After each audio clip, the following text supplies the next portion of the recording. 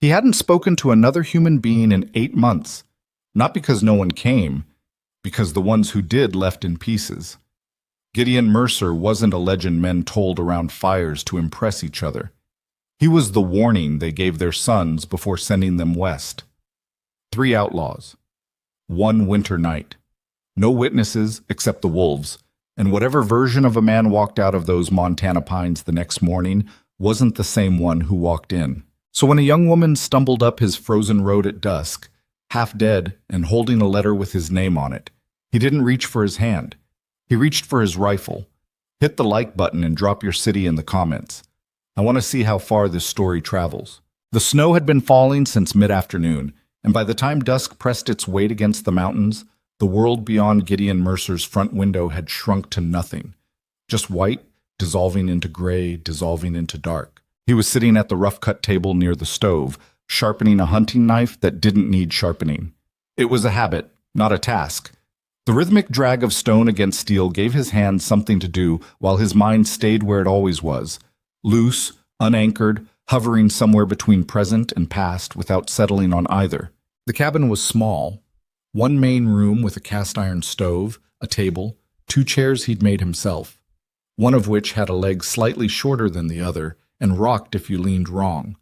A sleeping area sectioned off by a hanging canvas. A shelf of tools, a shelf of provisions, a rifle above the door, and a pistol under the mattress. Everything he owned could be described in under a minute. He'd built it that way on purpose. Outside, the horses in the barn would be restless in the cold. He'd need to check on them before full dark. That was what he was thinking about, whether the water trough had frozen over again. When the dog lifted its head, Colt was a big gray mutt, part shepherd, part something larger and less domestic. He'd shown up at the ranch fence 4 winters ago, half-starved and hostile, and Gideon had left scraps out for 3 weeks before the animal decided he was trustworthy enough to sleep near. They had an understanding, not warm exactly, but solid. Colt didn't bark at nothing. He was staring at the door now, ears flat, the fur along his spine risen in a ridge. Gideon set the knife down. He didn't move fast. He wasn't the kind of man who moved fast when he didn't have to. He stood, rolled one shoulder where an old break had healed imperfect, and crossed to the window. He angled himself so he could see out without putting his silhouette against the glass. The road coming up to the property was barely a road, more an agreement between 2 ruts and the surrounding wilderness. In summer, you could ride it in an hour from the valley floor. In February, with snow packed hard and the temperature dropping fast, it was a different thing entirely. There was a figure on it. He had to look twice because the shape was wrong. Too small to be a man on horseback. Too upright to be an animal. It was moving on foot, slow, deliberate, slightly listing to one side like something that had been walking for a long time and was running out of whatever had been keeping it going. Gideon watched for a full 20 seconds without blinking. Then he took his rifle from above the door, pulled on his coat, and went outside. The cold hit him like a flat hand against the face. Montana in February wasn't just cold, it was argumentative. It pushed back. He'd lived in it long enough that his body no longer wasted energy flinching, but it wasn't something a man got used to so much as something a man learned to stop fighting. He stood on the porch, rifle held across his body, not raised, but not put away, and watched the figure approach. It was a woman. That registered slowly, the way things registered when they didn't make sense. A woman, on foot, coming up his road in a snowstorm at last light, wearing a traveling coat that was built for a warmer season and carrying a bag that looked like it had already given up halfway through the journey. She saw him when she was about 40 yards out and stopped. He could see, even at that distance, the effort it took her to stand straight. Her shoulders squared up like she was about to walk into an argument she knew she might lose. Then she started walking again. He didn't move. She came up the road and stopped at the base of the porch steps, looking up at him. She was young, mid-20s maybe, with dark hair plastered wet against her face and eyes that were either brown or very dark green. It was hard to tell in that light. Her lips were pale from cold. Her hands, even wrapped around the bag strap, were shaking, but her jaw was set. "My name is Elena Ashcroft," she said. Her voice came out steadier than her body looked. "My father was William Ashcroft. He told me that if anything ever happened to him, I was to come here." She reached into her coat with one hand, slow and deliberate, the kind of deliberateness that understood a rifle was in the vicinity, and produced a folded envelope. "He left me a letter for you." Gideon didn't take it yet. "William Ashcroft," he said. "Yes." "He's dead." It wasn't a question. The way she'd said if anything ever happened to him, past tense sitting inside future tense, the way people spoke when they'd already crossed the line and were still sorting out the grammar of it. Something crossed her face. Not a flinch. More like the slight adjustment of someone who had already absorbed the blow so many times that it no longer moved them outwardly, only inwardly, in places they didn't show. "6 weeks ago," she said. The wind moved between them, carrying a few degrees colder than a moment before. "Come inside," Gideon said. He turned and opened the door without waiting to see if she followed. She followed. Inside, she stood near the door while he hung the rifle back above the frame and threw another log into the stove. Colt watched her from across the room with the unblinking skepticism of an animal that had learned to take its time forming opinions. "Sit down before you fall down," Gideon said, without turning around. "I'm not going to fall down." "Then sit down anyway." There was a pause. Then he heard the chair scrape, the good one, the one with 4 even legs, and the soft sound of her bag hitting the floor. He filled a tin cup from the kettle that sat permanently on the back of the stove, added some dried bark tea from the shelf, not good, but hot, and set it in front of her. She wrapped both hands around it immediately, and some of the rigid control she'd been holding went slightly soft at the relief of warmth. He sat across from her and held out his hand. She gave him the letter. William Ashcroft's handwriting was the same as Gideon remembered it, economical, slightly slanted, no wasted loops or flourishes. The man had written the same way he'd talked. "Gideon, if Elena has found you, then I'm already gone, and I'm asking you to do something I have no right to ask. She has no one left. I settled her debts before I died, what was left anyway, but there's nothing for her to go back to. Her mother's family won't take her. She's too proud to beg and too stubborn to quit, which means she'll do something foolish on her own if someone doesn't intervene. You owe me nothing. I know that's not how you see it, but it's the truth. What I did in Billings, I did because it was right, not to collect on it later. But I'm asking anyway. Help her get on her feet. Give her a place until she can find her own footing. She won't be a burden to you. I can promise you that much, at least. She's got more backbone than men twice her age, and more sense than she lets on. Don't let her starve in a ditch somewhere because I ran out of time. William." Gideon read it twice. Then he folded it exactly as it had been and set it on the table. "What did he tell you?" he asked. "About me?" Elena's hands were steadier around the cup now. The color was returning to her face slowly, like something thawing from the edges inward. "That you were a man who kept his word. That the wilderness suited you better than people. That if I got to your door, you wouldn't turn me away." She paused. "He didn't tell me very much else." "Did he tell you what I did in Billings?" "No." "Did you ask?" She met his eyes. "No." That told him something. He stood and went back to the stove, not because he needed to, but because he needed to think without her watching him do it. He picked up the knife he'd left on the table and turned it over in his hand. William Ashcroft had pulled Gideon out of a burning building 6 years ago. A bar fight that had gone sideways when someone knocked over a lantern and the whole bottom floor had caught in under 3 minutes. Gideon had been unconscious near the back door, taken a bottle across the skull, and William had dragged him out into the street and stayed with him until he could stand. That was all. A simple thing. 10 minutes of one man's life. And yet, he'd spent 6 years carrying it because that was the kind of man he was. Not capable of letting a debt go unmarked, even one the other party refused to acknowledge. "How'd you get here?" he asked, still with his back to her. "Stagecoach to Claryville, horses after that with a family heading north as far as the turnoff. I walked the last..." She hesitated. "The last portion." "How far?" Another pause. "About 7 miles." He turned around. She was looking at him evenly, the cup held in both hands, daring him to make something of it. She'd walked 7 miles through Montana snow in a coat that wasn't built for it, alone, in February, with a bag that couldn't have held much. And she was sitting at his table now like it was simply what she'd had to do, and she didn't see the point in dwelling on it. Gideon had known men, hard men, Men who'd lived rough and prided themselves on it, who wouldn't have made that walk. "You're staying tonight," he said. "We'll figure out the rest in the morning." It wasn't a warmly delivered statement. It wasn't an invitation.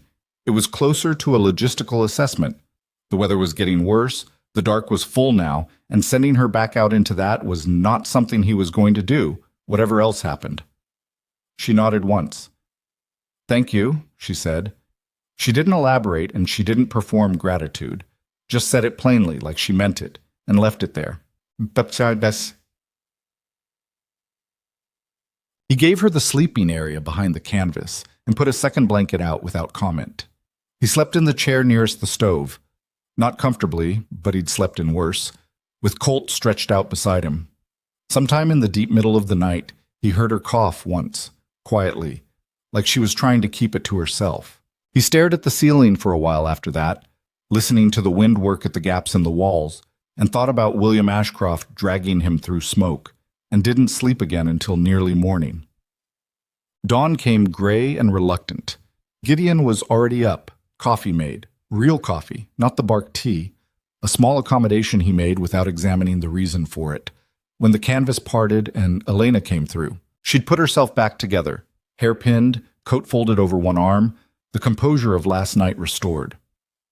The only evidence of the previous day was a faint dark shadow under her eyes, and the way she moved slightly carefully, like someone whose feet were still talking to her about the 7 miles. She sat down at the table, wrapped her hands around the coffee cup he set in front of her, and said, "Tell me about the ranch." He looked at her. "I'm not going to be useful to you if I don't know what I'm working with," she said. "My father's letter asked you to help me get on my feet. I assume that means some kind of arrangement. I'd rather know what I'm agreeing to." Gideon sat down across from her. He was quiet for a moment, not evasive, just considering how to describe something he'd mostly stopped thinking about in organized terms. "The land is about 400 acres, he said. "Most of it's good pasture. I run about 60 head of cattle, some horses, a few pigs. The barn's solid. The cabin needs work in places, but holds weather. I do the round work, the fencing, the hunting." He paused. "I'm short on hands. Had 2 last spring. 1 left in September, the other in November." "Why?" He shrugged. "Too remote, too quiet. Men get out here and realize there's nothing else for miles in any direction, and they start thinking about what they'd rather be doing." Elena looked at him steadily. "And you don't think about that?" "No." She seemed to accept that as factual rather than bravado. "What do you need that you're not getting done?" "The accounts are a mess. I'm not—" He stopped, started again. "Numbers aren't my strength. I've been rough tracking what goes out against what comes in, but I don't know what I actually have. I've been putting off decisions I should have made 6 months ago because I couldn't figure out if I could afford them. The cabin needs a proper cleaning and some organization I haven't gotten around to. The salt stores need rotating, there's 3 months of mending sitting in a pile, and I haven't had a meal that involved more than 2 ingredients in probably 4 years." He said it the same way he'd said everything else. Flat, direct, without apology. Facts about his situation, not complaints. Elena was quiet for a moment. Then, "And what would I get?" "Roof, food, safety." He met her eyes. "There's men in the valley who would take advantage of a woman alone with no resources. That's not a threat. It's just the geography. Here, nobody bothers you. Because they're afraid of you. Mostly." She looked down at her coffee, turned the cup slightly in her hands. He could see her thinking. Not fluttering, not emotional, just thinking, running things through some internal calculation with her eyes slightly unfocused. "This isn't what my father intended," she said finally. "No. He wanted you on your feet with your own life. That takes time and resources. You don't have either right now. You're being very blunt about my situation. Would you prefer I wasn't?" She looked up, and despite everything, the cold, the exhaustion, the strangeness of sitting across from this man she didn't know in a cabin at the edge of the known world, a small, dry thing crossed her face that was almost the beginning of a smile. "No," she said. "Actually, I wouldn't." They stayed in that particular silence for a moment. Then Gideon said, "I have a different proposal." Bonk. She didn't say anything for a long time after he finished talking. He hadn't dressed it up. He'd laid it out like he would lay out a fence plan. Here's the problem. Here's the solution. Here's what each side contributes. A practical marriage, not a romantic arrangement, a legal and logistical one. She would become the ranch's co-owner on paper, which would solve a problem he hadn't told her yet, a land dispute that was quietly developing on his eastern boundary, one that a married couple with a joint deed was considerably better positioned to defend than a lone man with a rifle. She would have legal standing, a name attached to property, and a position that even the roughest elements in the valley tended to respect more than a woman alone. In exchange, she would have exactly what he'd already described: safety, shelter, and time to build towards something of her own. "You've thought about this before this morning," she said. "Some." "You were considering it before I walked in the door." He looked at her directly. "I got a letter from your father 3 weeks ago. He told me he was sick and that you might come." Something shifted in her expression, not anger exactly, but the recalibration of someone who'd just learned that the ground under her was slightly different than she'd thought. "He wrote to you before he told me," she said. "I don't know what he told you or when." She was quiet for a moment. "He didn't tell me until the last week." Her voice stayed level, but the effort it took was visible to anyone paying attention. "He told me to find you. He didn't tell me what you might—" She stopped. "He didn't say you had a plan." "He didn't know I had a plan. I wasn't sure you'd come." She stood up, which startled Colt into lifting his head. She didn't go anywhere. There wasn't really anywhere to go. Just stood by the window and looked out at the property, which was visible now in the flat gray morning light. The barn, the fences, the white fields stretching toward the tree line. "If I say no," she said, "if I just take a few days here and then find my own way, then that's what you do." "You wouldn't—" "I wouldn't what?" She turned slightly. "Some men would consider the situation leverage." He held her gaze. "I'm not some men." She turned back to the window. He let her think without filling the silence with anything. Eventually she said, still looking at the window, "You said this was partly to protect a land dispute." "My eastern boundary. A woman named Margaret Blackwell has been running cattle across my land for 2 years. Her claim is that the original survey was wrong and the line should sit 40 yards further west on my side. I've been disputing it, but I'm one man without a lawyer and she has money and connections to the county seat." He paused. "A married man with a wife is harder to push around than a bachelor in a remote cabin, legally speaking. Joint property ownership creates complications for anyone trying to establish adverse possession." "Adverse possession," she repeated. "I've been doing some reading." She was quiet. Then, "So this benefits you?" "Yes." "You're being honest about that." "I'm always honest about things like that. It's the other things I'm bad at." She almost made the sound of a laugh, but swallowed it. "I need time to think," she said. "The snow will keep for another day," he said. "Think as long as you need." She helped him with the horses that afternoon without asking permission. Just appeared at the barn door in a borrowed coat, one of his, so large it swamped her, and started filling water buckets from the pump without commentary. He watched her work for a moment, then went back to forking hay. The barn had 8 stalls, 3 occupied by saddle horses, 1 by a draft horse he used for hauling, the rest empty since he'd reduced the herd 2 years ago when the labor situation got thin.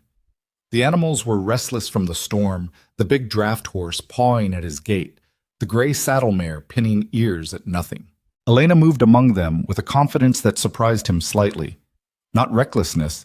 She didn't overreach, didn't push where the animals didn't want to be pushed, but the quiet certainty of someone who'd been around horses enough that they didn't make her nervous. "Your father had horses," Gideon said. "He always had horses," she said.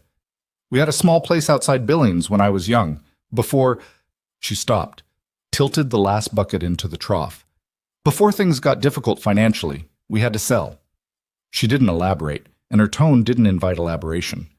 They worked through the afternoon tasks without much talk. It wasn't uncomfortable exactly.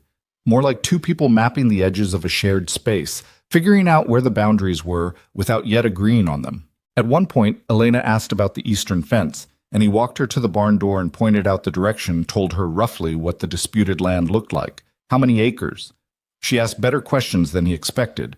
Practical, specific, about survey stakes and county records and when the dispute had been officially filed. He answered them, and he noticed, with the same flat interior acknowledgement he gave to most things, that he was talking more than he had in months.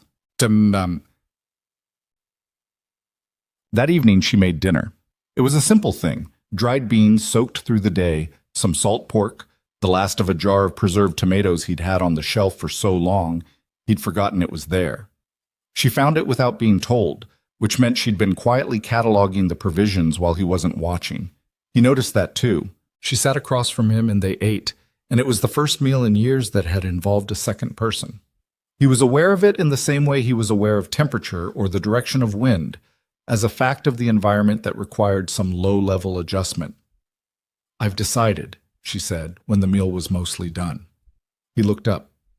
"Yes," she said, "to the arrangement you proposed." She held his eyes. "But I want to be clear about what I'm agreeing to and what I'm not." "All right. I'm agreeing to a legal partnership in a shared household. I'm not agreeing to—" She paused, searching for the right words, neither squeamish nor awkward about the subject, just precise. "I'm not agreeing to anything beyond what was proposed." "I understand that." "You're sure?" "I proposed what I proposed," he said. "I don't revise agreements after they're made."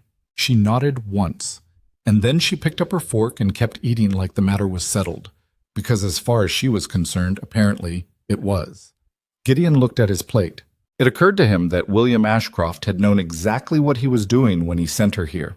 Not because it was a convenient solution for a daughter with no prospects, though it was that, but because William had known Gideon, and had known him well enough to know that a woman with backbone and good sense and the willingness to look a man in the eye and tell him exactly what she meant was about the only kind of person who wouldn't either bore or unsettle him inside of a week.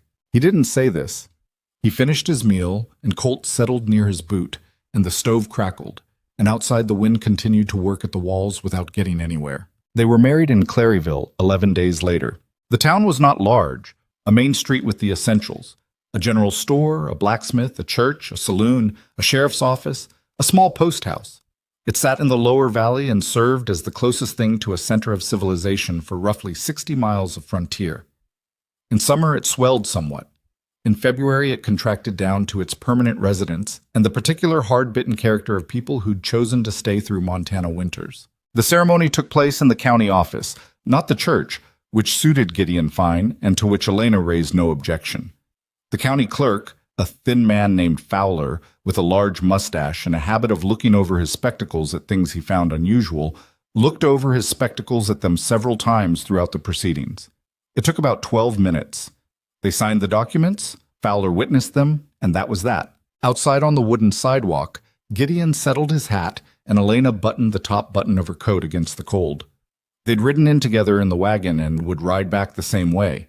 The awkwardness of the moment, if it was an awkward moment, and Gideon wasn't sure it was, or whether it was supposed to be, passed without ceremony. "We need salt," she said, "and lamp oil, and I need thread, black and brown, at least 20 yards each." He looked at her. "Anything else?" "2 good knives for the kitchen. The ones in the cabin are barely adequate." She paused. "That's my immediate list." They went to the general store.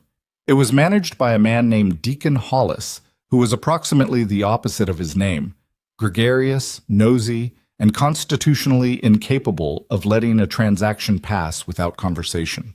He knew Gideon by name and by reputation, and received the information of his recent marriage with undisguised fascination. "Well," he said, looking between them across the counter, "I will be damned." "Likely," Gideon agreed.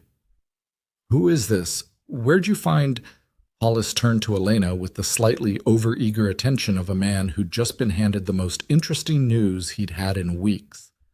"Ma'am, I apologize. I'm Deacon Hollis. I've been selling this man goods for going on 6 years, and he has never, not once, given me a single interesting piece of information." "Elena Mercer," she said, and offered her hand like a man would, which Hollis shook with slightly startled pleasure. "Where are you from, if I can ask?" "Outside Billings, originally. Most recently, wherever my feet were pointed." Hollis laughed. Gideon noticed, with some detached interest, that Elena knew how to handle a Deacon Hollis. Not by being closed and cold, which only made such men more determined, but by giving them just enough personality to satisfy them without giving them anything they could actually use. They bought their supplies and loaded the wagon. As they were climbing up, Hollis appeared in the doorway of his store and called after them, "Welcome to the valley, Mrs. Mercer. You picked an interesting place to land." Elena settled her skirts on the wagon bench. "I'm beginning to understand that," she called back. On the ride back, they passed through a section of the valley road that ran along the northern boundary of Margaret Blackwell's property. Gideon didn't point it out explicitly, but he felt Elena noticed the land. 200 acres of visible winter pasture, well fenced, the kind of operation built over time with real money. "Is that her land?" Elena asked. "South side of the road, yes." She studied it for a moment as they passed. "It's well maintained. She runs a professional operation. She must have help. Foreman, at least. 2. A man named Carl Duvain runs her hands. He's capable." Elena turned to look at the road ahead. "Have you spoken to her directly about the boundary?" "Once. About 8 months ago. She was polite enough. Told me the survey error was a matter of fact, not dispute, and that she expected the county to correct it in due course." He paused. "She was very calm about it."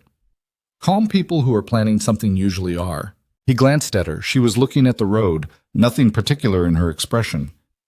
"You've known people like that," he said. "My father had a business partner once," she said, and left it there, which told him enough. The valley talked. He'd expected it. Small places generated and consumed information about their inhabitants the way large places consumed goods and commerce, continuously, necessarily, as a basic function of survival. Gideon Mercer, who'd lived alone for 8 years, and was known primarily as someone you didn't want visiting your property with bad intentions, had married a woman no one had seen before, apparently within 2 weeks of her arriving at his cabin in a snowstorm. It had every quality that frontier gossip required: mystery, speed, and the underlying question that everyone was too polite to ask directly and too curious to leave alone. He heard about some of it secondhand, on his next supply run to Claryville, from a rancher named Pete Caldwell, who was the closest possible to decent kind of gossip, the kind who told you what was being said as a courtesy rather than a cruelty. "People are wondering about her family," Caldwell said, leaning against the wall outside the post office, making it casual. "Where she's from, who her people are. Her father was William Ashcroft. He helped me out some years ago in Billings. He passed. She had nowhere else." Caldwell digested this. "People will wonder if there's more to it than that. People can wonder whatever they like." "Yeah," Caldwell scratched his jaw. "Just thought you should know. I appreciate it." He told Elena that evening. She was sitting at the table working through the ranch's accounts, which she'd taken over with quiet efficiency, creating an organized system out of Gideon's loose and mutually contradictory pile of receipts and notations. She'd found a ledger in Claryville and had been at it for 2 days and was beginning to show him things that were sometimes uncomfortable to look at. He told her what Caldwell had said, plainly and without decoration. She kept writing for a moment, then, "Let them wonder. That's my position too. If we're honest about the situation, there's nothing to hide. It was practical and legal, and we've done nothing wrong." She dipped the pen. "People who want to make it something else will do that regardless of what we tell them, so there's no point managing it." He sat down across from her. Colt, predictably, had transferred his primary loyalty to Elena over the past week and a half, and was currently lying under her chair in a posture of complete devotion. Gideon looked at the dog without comment. "I found something in the accounts," Elena said. "Good or bad? Probably both." She turned the ledger toward him and pointed at a column she'd constructed. "You've been undercharging on your cattle sales. Not massively, but consistently. I think because you've been estimating weight on delivery without pushing back on the buyer's numbers. If you'd been accurate on weight the last 2 seasons, you'd have roughly—" She pointed at a number. "More than that." He looked at the number. It was substantial. "I didn't have time to argue about weights," he said. "I understand that, but going forward, you need a scale, and you need to use it, and you need someone to be present at delivery who will push back when the numbers are wrong." She looked at him. "I can do that." "You know cattle weights." "I know what leverage looks like," she said, "and I know when someone's taking advantage of the fact that a man wants to move on and doesn't want to stand around arguing." She paused. "I've seen that particular dynamic before." He looked at the number again. 2 seasons of it. There's more, she said. She flipped back a page. The salt stores. You've been paying Hollis a price per pound that's about 12% above what he'd charge a bulk buyer. You're buying enough that you qualify. He just hasn't been telling you that. Gideon was quiet for a moment. He's not cheating me. No, he's just not volunteering information that costs him money. That's different. She looked at him. It's still money you don't have to spend. He leaned back in his chair. Outside, the wind had been picking up again since afternoon, and the stove was working hard, and the cabin felt smaller than usual, or perhaps just more occupied. How long will it take you to sort through everything? He asked. A week, maybe 2, to have a full picture. She hesitated. There's a lot in here that you haven't been paying attention to. Not badly managed, exactly. More like managed by a man who was focused on keeping everything alive rather than figuring out if it was worth more than just staying alive. He held her gaze. That's accurate. The ranch has more potential than it's operating at. A lot more. She closed the ledger. I think you know that. I've thought it. You just didn't have... She stopped. Someone to deal with the parts I'm bad at, he finished. She didn't look away. We each have different skills. That's actually... She paused, seemed to decide something. That's actually a better position than 2 people who are good at the same things. It was a sensible thing to say, a practical thing, and yet it sat in the room with a bit more weight than strictly sensible and practical things usually carried. Gideon moved first, standing up, finding something to do with his hands. I'll check on the horses. It's not bad weather tonight. I'll check anyway. He went out into the cold and stood for a moment in the dark, looking at the stars that had appeared as the clouds broke, cold and enormous, the way Montana stars got in winter, like the sky was showing off. He was not a man given to examining his own feelings with any great diligence. He'd found, over the years, that feelings were most usefully treated like weather. You acknowledged the conditions, you adjusted accordingly, and you didn't stand in an open field shaking your fist at a storm. But standing there in the dark, he acknowledged briefly and without elaborating on it that the cabin behind him felt different than it had 2 weeks ago. Not better or worse, just different, full of something it hadn't contained before. He went in to check on the horses and spent an extra few minutes there, in the familiar warmth of the barn, sorting through nothing in particular before going back inside. The letter from Margaret Blackwell arrived in March. It came through the county postal system, which meant it had been sitting in Claryville for several days before Gideon's weekly trip into town. It was written on heavy cream paper, in the kind of careful handwriting that announced money and education, and it was very, very polite. It was also, underneath the politeness, a threat. Elena read it twice without expression. Then she set it on the table. She knows about the marriage, she said, apparently. And she's not pleased. She tapped the letter. The section here about the county reassessing the eastern boundary, regardless of changes in the ownership structure of neighboring properties.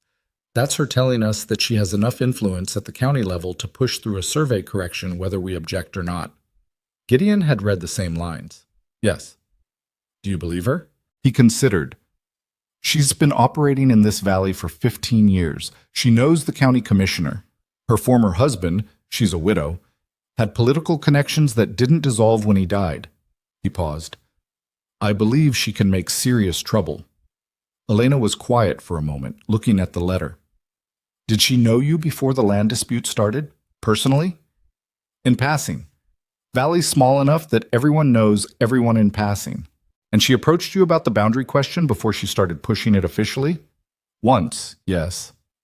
What did she offer you then? He looked at her. To buy the eastern 40 acres outright. A fair price. Which you refused. It's good pasture, and I don't like being walked backward. Elena turned the letter over in her hands. She's methodical, she said. She tried the direct purchase. When that didn't work, she filed a survey dispute. When you hired a lawyer, she glanced at him. I didn't hire a lawyer. Elena stared at him. I wrote them a letter myself, he said. I've been meaning to... Gideon. She set the letter down. You've been disputing a land claim from a wealthy, well-connected woman with a professional operation and county relationships, and you've been doing it with a handwritten letter? He was quiet.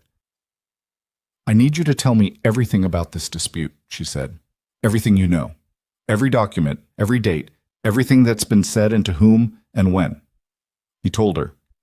It took the better part of the afternoon. By the time he was done, Elena was at the table with paper and her pen and a look on her face that he was beginning to recognize.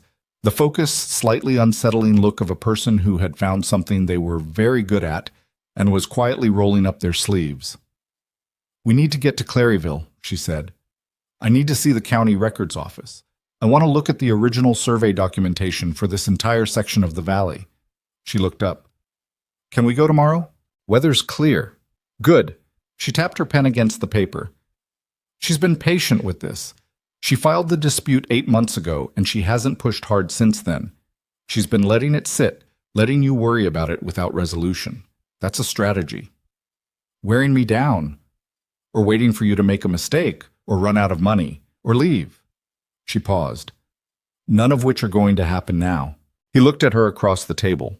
The lamp between them threw soft light against her face and the letter and the neat columns of her notes. "No," he agreed. "They're not."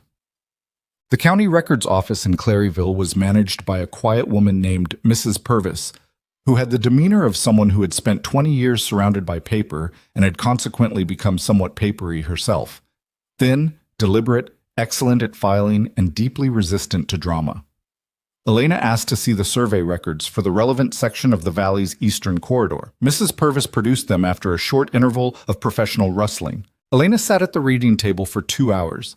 Gideon sat beside her, mostly because he had nowhere else to go and nothing else that urgently needed doing. He watched her work through the records with a methodical attention that reminded him peculiarly of the way he moved through terrain he didn't know. Slowly, testing each thing before he put weight on it. After about 90 minutes, she sat back. "There are 2 surveys," she said quietly. "I know. The original from 1861 and the resurvey from 1874, yes." She looked at him.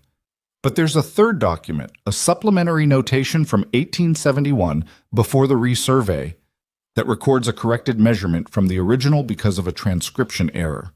She pointed to the page. "If you apply the 1871 correction, the eastern boundary sits exactly where you've always placed it, not 40 yards west." She looked at him. "Margaret Blackwell's claim is based on the 1874 resurvey, which wasn't done by the county. It was done by a private surveyor hired by her former husband." Gideon went still. "She might not know about the 1871 document," Elena said carefully. "Or she might know about it and be hoping no one else does." She straightened the papers. "Either way, this is the document that wins your case. But it only wins your case if someone presents it properly. Can you do that?" She looked at him steadily. "I can write the filing, but we need a lawyer to present it to the county board. A real one, not a letter you wrote yourself." He said nothing about that. "I can find one," she said. "There's a man named Farrow in Hartsville who has a reputation for property work. I'll write to him this week." He looked at the document she was pointing to. A piece of paper from 1871 that had been sitting in this room, in this filing system, for over 30 years. "How did you know to look for something like that?" he asked. She was quiet for a moment. "My father's business partner," she said, "the one I mentioned." She refolded the survey papers carefully. "He used selective documentation to cut my father out of a property they'd bought together. There was a deed and there was a separate agreement, and he used the deed and made sure no one looked at the agreement." She set the papers down. "I learned that documents always have documents behind them, and that the thing someone doesn't want you to find is usually the thing that matters most." Gideon looked at her. She looked back, the same steady, even-keeled regard she always gave things. No performance in it, no request for sympathy, just information, offered plainly. "I'm sorry," he said, "about your father's situation. It was a long time ago. Things got difficult because of it, but we managed." She stood, smoothing her skirt. "Shall we find something to eat? I'm very hungry, and I think better when I'm not hungry." They found a table at the saloon, the only establishment in Claryville that served food during the day, and ate quietly in the corner. At some point during the meal, a group of men at the bar glanced over at them with the mildly speculative attention of people who'd heard interesting things and were measuring the reality against the story. Gideon was aware of it. Elena was aware of it. Neither of them acknowledged it. At some point, one of the men at the bar, Gideon recognized him distantly as someone who worked for Margaret Blackwell's operation, pushed away from the bar and walked past their table on his way to the door. He didn't stop, but he looked at Elena as he passed in a particular way. Not overtly rude, but not respectful either. The kind of look designed to communicate something without having actually said it. Elena picked up her coffee cup and met the man's gaze without blinking until he looked away first and went through the door. Then she set the cup down and went back to her meal. Gideon had watched this with the focused attention of a man trying to decide if he needed to get up from his chair. He decided he didn't. "You've had practice with that," he said. "With what?" "Not looking away." She was quiet for a moment. "My father was not always in a strong position," she said. "People can sense weakness in a situation the way animals sense weather coming, and once they sense it, they test it." She set her fork down briefly. "I learned early that the most important thing is not to give them the information they're looking for." "Which information?" "That you're afraid," she said. "Even if you are." He thought about that. "Were you afraid?" he said. "When you came up my road." She looked at him across the table with an expression that was almost amused. "Gideon," she said, "I was terrified. You were standing on that porch with a rifle and 8 years' worth of reputation and the look of a man who had decided very firmly that he didn't want company. I put the rifle away. Eventually." He looked at his coffee. Something that might have been the precursor to a smile moved through him and was suppressed before it fully materialized, which was the closest he usually got. "Well," he said, "you didn't look it." "That," she said, picking up her fork again, "is the entire point." Chad. Spring came to the valley the way spring always came to Montana. Too slowly. Then all at once. A hard freeze one week, and green stubble pushing through snow the next. The light changed first, stretching longer at both ends of the day, and the animals knew it before the humans did. There was a rhythm developing at the ranch that Gideon couldn't have fully described but was aware of in the way he was aware of how a good fire burned. Not thinking about it, just knowing the heat was there. Elena had finished with the accounts and presented him with a full picture that was better than he'd feared and more complicated than he'd hoped. There were things to fix, decisions to make, investments that would pay out if made now and cost double if left another year. She walked him through them with the same quality of attention she gave everything. Not hurried, not condescending, not performing expertise, just explaining things until he understood them. He made some of the decisions that week and deferred others, and Elena accepted his judgment on the ones he deferred without pushing, which he appreciated more than he said. The mending got done. The salt stores got reorganized. The kitchen began to produce food that involved more than 2 ingredients, which had the effect, unexpected and slightly difficult to account for, of making the evenings feel different. Longer, perhaps. More inhabited. Colt remained, stubbornly and without apology, primarily Elena's dog. The letter to Pharaoh the lawyer had been sent and a response received. He would take the case. The 1871 document, once properly presented, was likely to resolve things in Gideon's favor. But it would take time, and Margaret Blackwell would have the opportunity to respond. There was the sense, in those early spring weeks, of things in motion. Some of them they'd set in motion themselves. Others, as they would discover, were already moving toward them from a direction they hadn't been watching. Margaret Blackwell had been very polite in her letter. She had also been, as Elena had observed, methodical. And a methodical person who had been blocked doesn't usually stop. They redirect. What came next would teach them both something about how far a woman with resources and wounded pride would go, and about what they were capable of, together, when pressed into something they hadn't expected to survive. But that was still ahead of them. For now, there was a ranch coming alive in the spring light, and work enough for 2 people, and a dog that slept under a woman's chair in the evening and got up when her chair moved and settled again where she settled. And Gideon Mercer, who had spent 8 years building a silence he could live in, sat at his table one evening and realized, without drama, without ceremony, that the silence had changed. It had not been taken from him. It had simply been joined. The lawyer Pharaoh wrote back in April with news that was neither good nor bad, but solidly in between, which was how lawyers tended to communicate things when they wanted to make sure you kept paying them. He'd reviewed the 1871 supplementary notation, confirmed its relevance, and filed a formal objection with the county land board on Gideon and Elena's behalf. Margaret Blackwell had 30 days to respond. In the meantime, the eastern boundary was to remain at its current disputed status, meaning neither party could alter the fence line or establish new structures within 40 yards of the contested area. Gideon read the letter twice, passed it to Elena, and went back to fixing the section of north fence that had buckled under the winter's last hard freeze. Elena read it once, folded it, and put it in the document box she'd created for the land dispute. A simple wood and tin box that now sat on the shelf above the table, organized by date, with a running index written on the inside lid. She'd built the system inside of a week, without being asked, and Gideon had regarded it the same way he regarded several of her organizational decisions, with a faint, never quite voiced appreciation that he was fairly sure she noticed anyway. The spring work hit hard and fast, the way it always did. The cattle needed moving to the upper pasture as the lower fields thawed into mud. 2 fences needed complete rebuilding, not just patching. One of the saddle horses had developed a hoof problem over the winter that Gideon had been managing, but that now required more concentrated attention. And there were decisions about the herd, culling, selling, whether to buy 2 additional head to fill out the numbers he'd reduced 2 years ago when he'd been running things alone. Elena rode with him most days. She'd gotten comfortable on the gray mare within a week of arriving, comfortable in the way that showed a person had ridden seriously at some point in their life and hadn't lost it, even if there'd been a gap. She sat a horse without thinking about it, which freed her to pay attention to other things, which was the quality that mattered. She also asked questions. Not the kind of questions that annoyed him, aimless, looking for conversation, but specific ones, about pasture rotation and water sources and what he'd noticed about the eastern slope's drainage pattern. He answered them, and she filed the answers somewhere in that organized interior of hers, and he could see them showing up later in the decisions she offered. Because she did offer them. Not as instructions. She'd learned quickly that he didn't respond well to being told what to do in the broad sense, even when the telling was correct, but as questions with obvious answers. If we moved the herd 2 weeks earlier, would the upper pasture recover faster?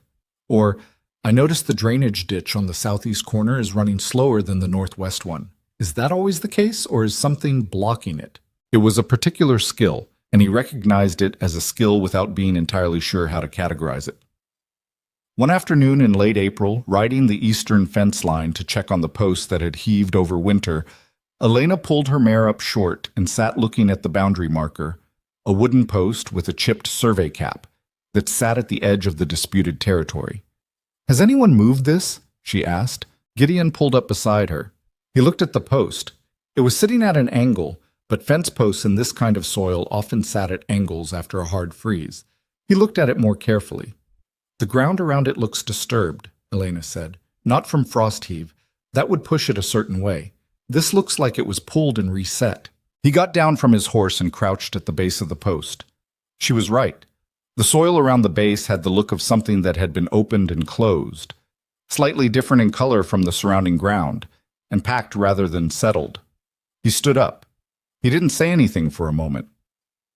"If this post has been moved," Elena said carefully, from horseback, "and then a survey is done based on its current position, then the line shifts by however much it was moved." She looked at him. How far would it need to move to establish a 40-yard discrepancy? He looked down the fence line, calculating. "Wouldn't take much. These markers are reference points. If 2 or 3 of them are off, the whole line is off." She was quiet. The horses stood still, the way horses did when their riders were thinking about something difficult. "We should document this," Elena said, "exactly as it is today, before anything else happens." She reached into the saddlebag she'd taken to carrying and pulled out a small notebook. "I'm going to write down the position relative to the surrounding landmarks. You tell me what you see." He told her. She wrote it down. Then she sketched a rough diagram, noting the visible soil disturbance, the angle of the post, the distance from the nearest tree line. It was methodical and quiet, and took about 20 minutes, and at the end of it they both remounted and continued the fence inspection without discussing it extensively, because there was nothing more to be done about it right then, and a great deal else that still needed doing. But riding back toward the cabin that evening, Gideon was aware of something that had been building over the previous weeks. A low-level alertness that he'd had before in his life, in different contexts, when situations were gathering toward a point. The The kind of feeling that didn't tell you what was coming, but told you clearly that something was. She's not going to let the legal challenge stop her, he said. It came out more direct than he'd intended, more like a statement of something he'd been turning over privately than a beginning of a conversation. Elena didn't look startled. No, she said. She's going to do something else, something that doesn't go through official channels. Because the official channels might not go her way. Because the official channels have a timeline she can't control. She kept her eyes on the trail ahead. People like Margaret Blackwell are comfortable with pressure. They're not comfortable with uncertainty. You sound like you know her. I know the type, she paused. My father's former partner, the one who used selective documents. She said it without particular heat, as a reference point. He was very organized about his options. He always had something in motion. Gideon thought about that for a while. Then, if she's going to do something, what does she do? Elena was quiet. This was something he'd noticed about her. She didn't fill silence with the first thing that came to mind. She thought, and then she talked, and the talking was almost always worth listening to. She'd go after what you value most, Elena said, which means the land itself or your capacity to operate on it. She paused. Or your reputation, if she thought it would isolate you from the people you rely on. I don't rely on many people. You rely on buyers for your cattle. You rely on Hollis for your supplies. You rely on the valley community to leave you alone. She looked at him. Reputation isn't the same as popularity. You don't need people to like you. You need them to respect you. And they do, partly because you've never given them a reason not to. She paused. If she started a story about you, something that made people uncertain, it would cost you, even if it wasn't true. Especially in a place this small. He didn't say anything for a long time. You've thought about this more than I have, he said eventually. I've had more practice thinking about it. They rode the rest of the way in silence, and when the cabin came into view in the early evening light, solid, low, the smoke from the stove making a straight line into the still air, Gideon felt something that was specific and almost concrete, the feeling of a man who has something worth protecting and is just now fully reckoning with what that means. It was not a comfortable feeling, but it was not a bad one either. May brought 3 things: a response from Margaret Blackwell's lawyer, a cattle buyer from Billings named Stokes, who arrived 2 days earlier than expected, and the first real argument Gideon and Elena had. The lawyer's response was long, formal, and essentially said that his client disagreed with every element of Gideon's filing and considered the 1871 document to be of uncertain provenance, meaning they were going to challenge whether the supplementary notation was even legitimate.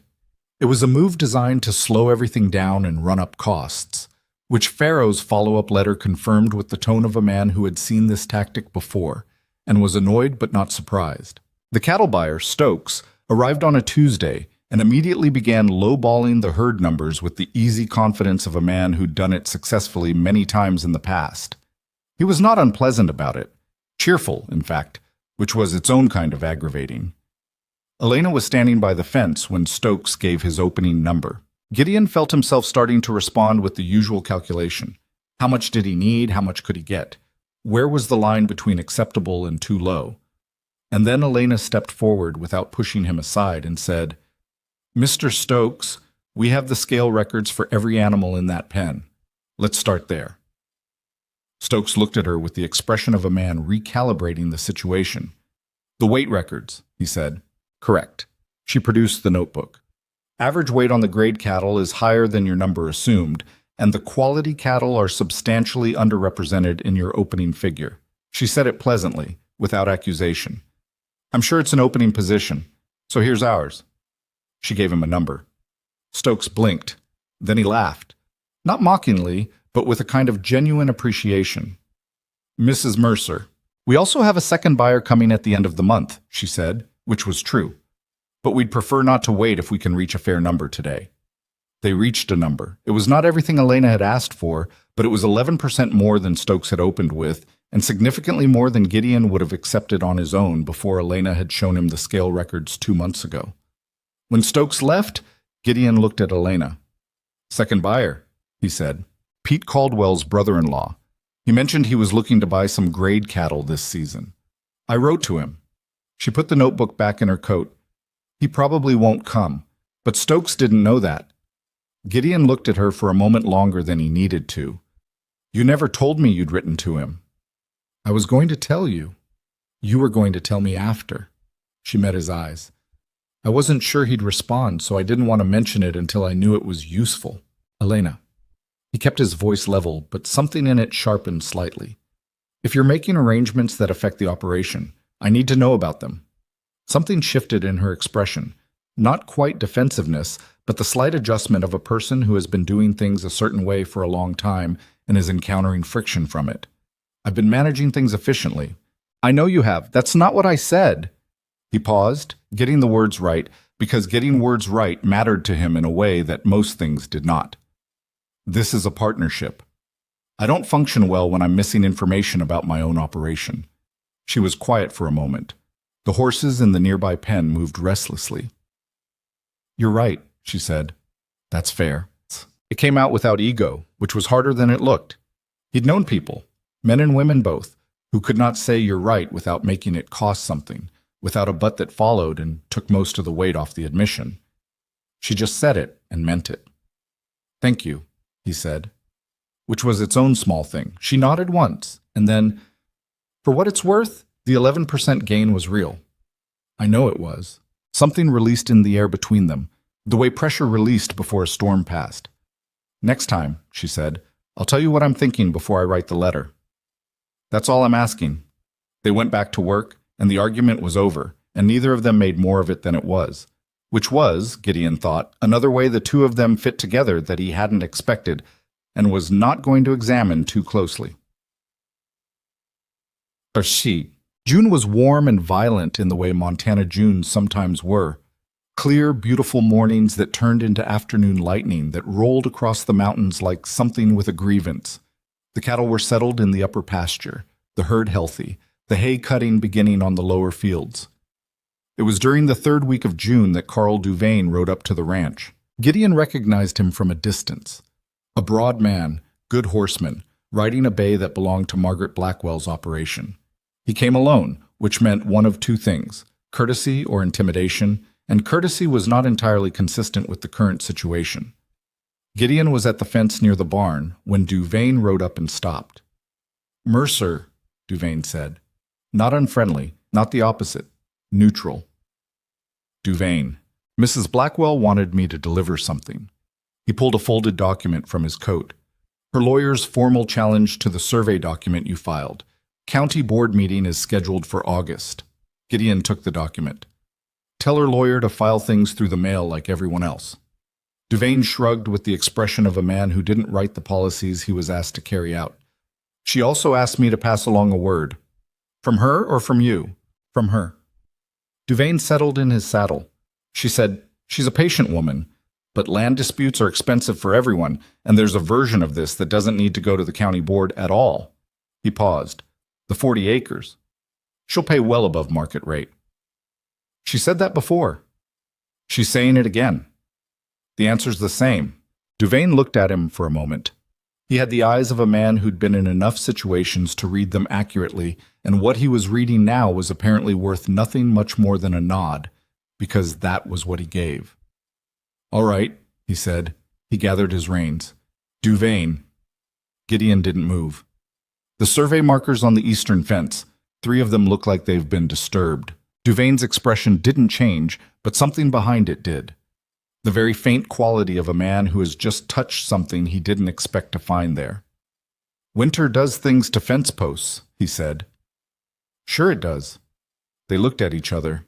I'd hate for someone to go to the trouble of moving them again, Gideon said, in the same flat informational tone he used for everything.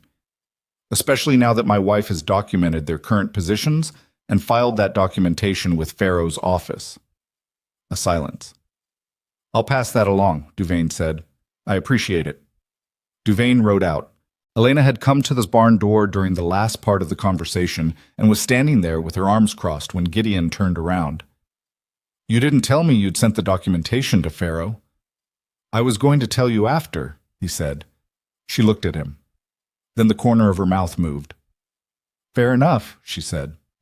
The thing about escalating pressure was that it moved in stages you could see in retrospect, but were harder to identify in real time. Looking back later, Gideon would be able to map the summer clearly. Duvane's visit in June, the oddly persistent rumor that showed up in Claryville in July, and then the thing in August that changed the nature of everything. The rumor was small and vague, the way effective rumors always were. Something about Gideon's past, about what exactly had happened the night he'd run 3 outlaws off his property 8 years ago, and whether the version of events that circulated was really the complete story. Nothing specific enough to challenge directly. Nothing with a name attached. But it had a quality to it that Gideon recognized. It was the kind of story that didn't need to be believed to do damage. It only needed to make people uncertain, to introduce a note of, well, you never really know, into conversations that had previously been matter of fact. He heard about it from Caldwell, who remained the decent gossip of the valley. "It's Margaret Blackwell," Elena said that evening, at the table, not asking. "Probably. Definitely." She had her hands flat on the table, looking at nothing, thinking. "It's too targeted to be accidental. She's trying to shift how the county board sees you before the August hearing. It's working some. I could see it at the store today. Hollis was fine, but a couple of men who'd normally nod just didn't." She was quiet.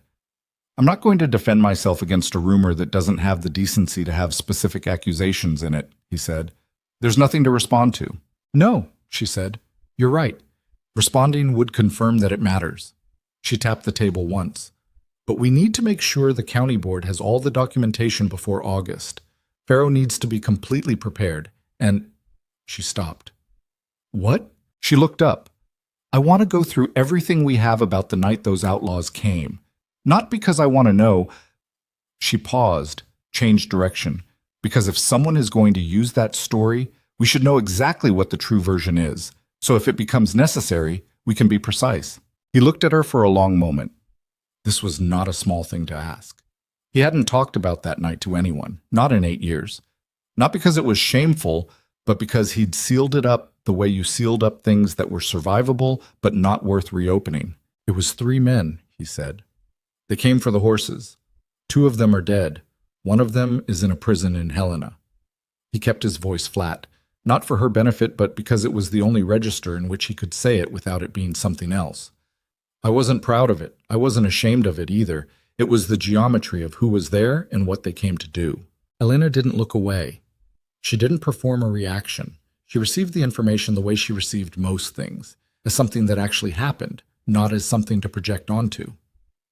"Was there a sheriff's report?" she asked. "Yes. Filed at the time. Sheriff Bray, the one before Tanner, took my statement and investigated. It's on record." "Then we get a copy of it," she said, "before August." "Elena, I know," she said. "I know it's not what you want." She paused. "I don't want to make you drag something out of a box you closed. But if she's going to use it as a weapon, the best way to disarm it is to be the ones holding the true version." She looked at him. "You said it yourself. There's nothing to be ashamed of." He had said that. He looked at the table for a moment, then, "I'll write to the county for a copy of the report. I'll draft the letter. I can write my own letters." "I know you can." She said it without edge.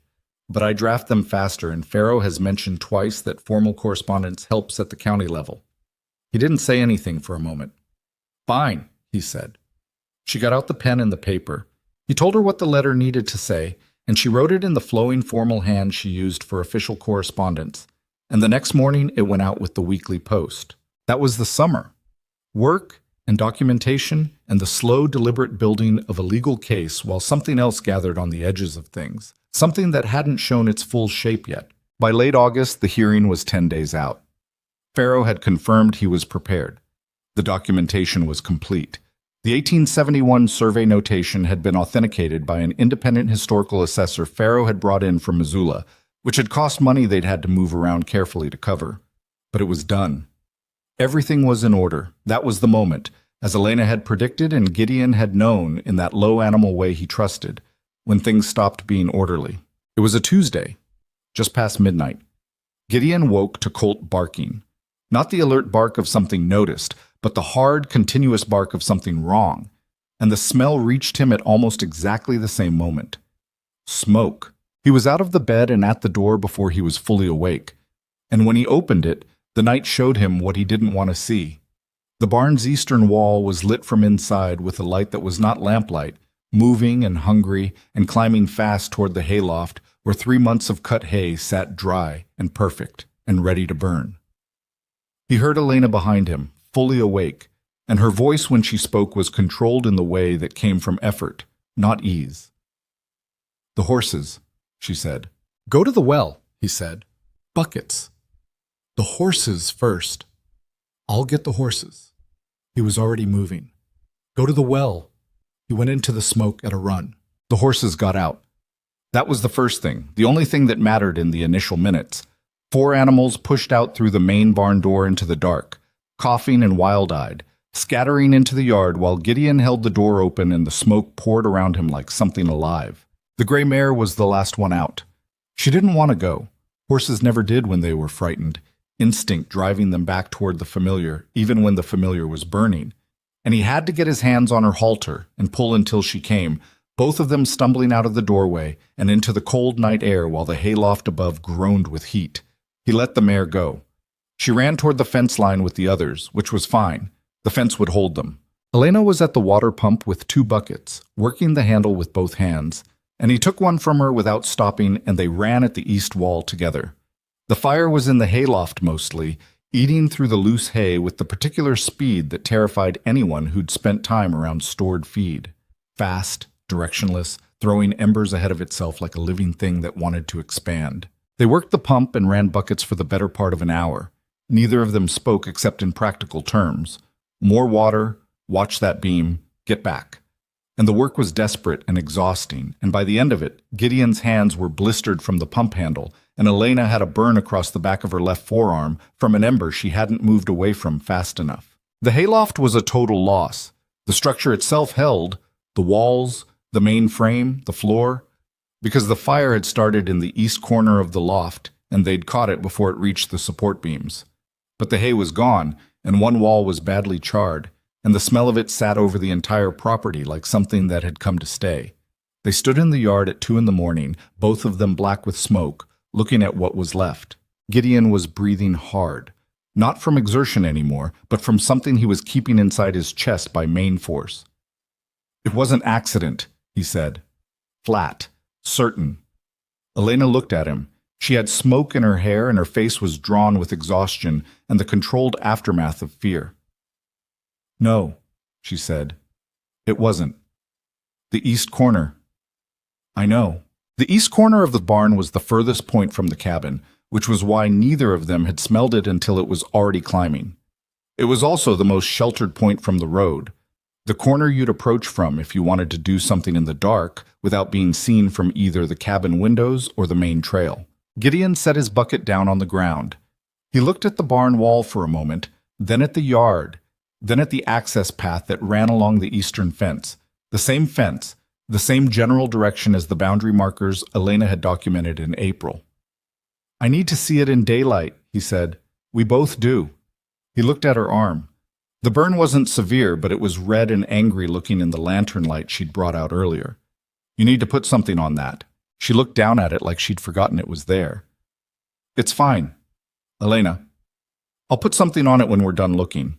He found the lantern and moved along the east wall, holding the light low, not touching anything. Elena walked beside him, equally careful, both of them moving like people who understood that the ground they were walking was evidence now and needed to be treated as such. Near the base of the east corner wall, where the charring was deepest and the burn had clearly started, the ground told a story. The soil near the wall had been disturbed in a rough circle, and within that circle were the remains of something that hadn't been barn hay. A different kind of ash, slightly finer, the color and density of material that had been added rather than native to the structure. And at the edge of the disturbed area, half buried in the dirt, there was the neck and partial shoulder of a broken glass bottle. "Lamp oil," Elena said. Gideon crouched and looked without touching. "Probably. Someone poured it against the base of the wall and lit it, and then left before it caught well enough to see from the cabin." He stood. "Colt woke me up.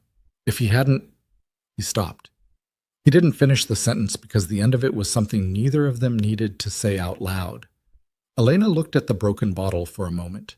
Then she said very quietly, "She crossed a line." "Yes." This isn't a legal dispute anymore. No. He picked up the lantern. It stopped being just that a while ago. Tonight is just when she made it impossible. Went back inside. Elena wrapped her arm and Gideon washed the smoke off his hands and face, and they sat at the table and didn't sleep, because sleeping was not something either of them were going to manage before dawn. Colt lay under Elena's chair and didn't lift his head the rest of the night. At first light, Gideon rode to Claryville. He went to the sheriff's office first. Tanner was the current sheriff, a methodical man in his early 50s, not especially warm but honest, with the look of someone who had learned to separate what he felt from what he could prove and treated that separation as a professional discipline. Gideon told him what had happened. He showed him the documentation Elena had sent him in a folded envelope, her written account, the description of the bottleneck and the ash pattern, the rough sketch she'd made of the burn area with measurements and compass directions. Tanner read through it. He didn't rush, and he didn't perform surprise. "You're saying it was set," Tanner said. "I'm saying the evidence is consistent with it being set.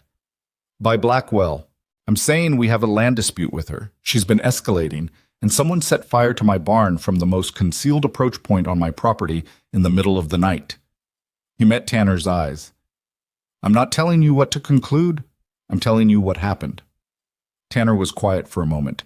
He tapped the edge of Elena's documentation against the desk. "Your wife put this together." "Yes." "She's thorough." "Yes." The sheriff looked at him. "Mercer, I want to come out there today. This afternoon, if I can. I want to see the site before weather gets to it." "I'll be there." He also stopped at Farrow's office. Farrow had an associate in Claryville who took messages and left word that the situation had developed significantly and they needed to speak before the county board hearing. And then on the way out of town, he passed Deacon Hollis's store, and Hollis was on the porch and called out to him, "Heard there was trouble at your place last night?" Gideon stopped. Word travels fast. Hollis had the careful expression of a man who understood he was on the edge of something. "Ned Purvis lives about 2 miles from you. Said he saw the glow in the sky around midnight." He paused. "He also said he saw a rider on the valley road around that time, coming from your direction, moving fast." "Which direction was the rider heading?" "South." Hollis met his eyes. "South Road goes to Blackwell's main gate." Gideon was quiet for a moment. "Hollis, did Purvis say anything else?" "He said the horse had unusual markings, stockings on 3 feet, white blaze." He paused again. "He's seen that horse before. Says it belongs to a man named Reston. Works for Blackwell sometimes, not on the regular payroll, odd jobs." Gideon looked at Hollis steadily. "I appreciate you telling me that." "It's your barn," Hollis said simply. When he got back to the ranch, Elena was at the burned wall with a notebook, doing what she always did when confronted with a problem, building a record of it. She'd measured things, noted the bottleneck's position relative to the wall, cataloged what could be seen in the morning light that hadn't been visible in the dark. He told her about the rider, about Purvis and the horse, and the name Reston. She wrote it down. "Do you know him?" she asked. "By description only. He moves around the valley, takes work where he can find it. Not the kind of man you'd hire if you wanted something on the books." He paused. "Exactly the kind you'd hire if you didn't. We need to find him before he leaves the area. Tanner's coming this afternoon. I'll tell him about Reston."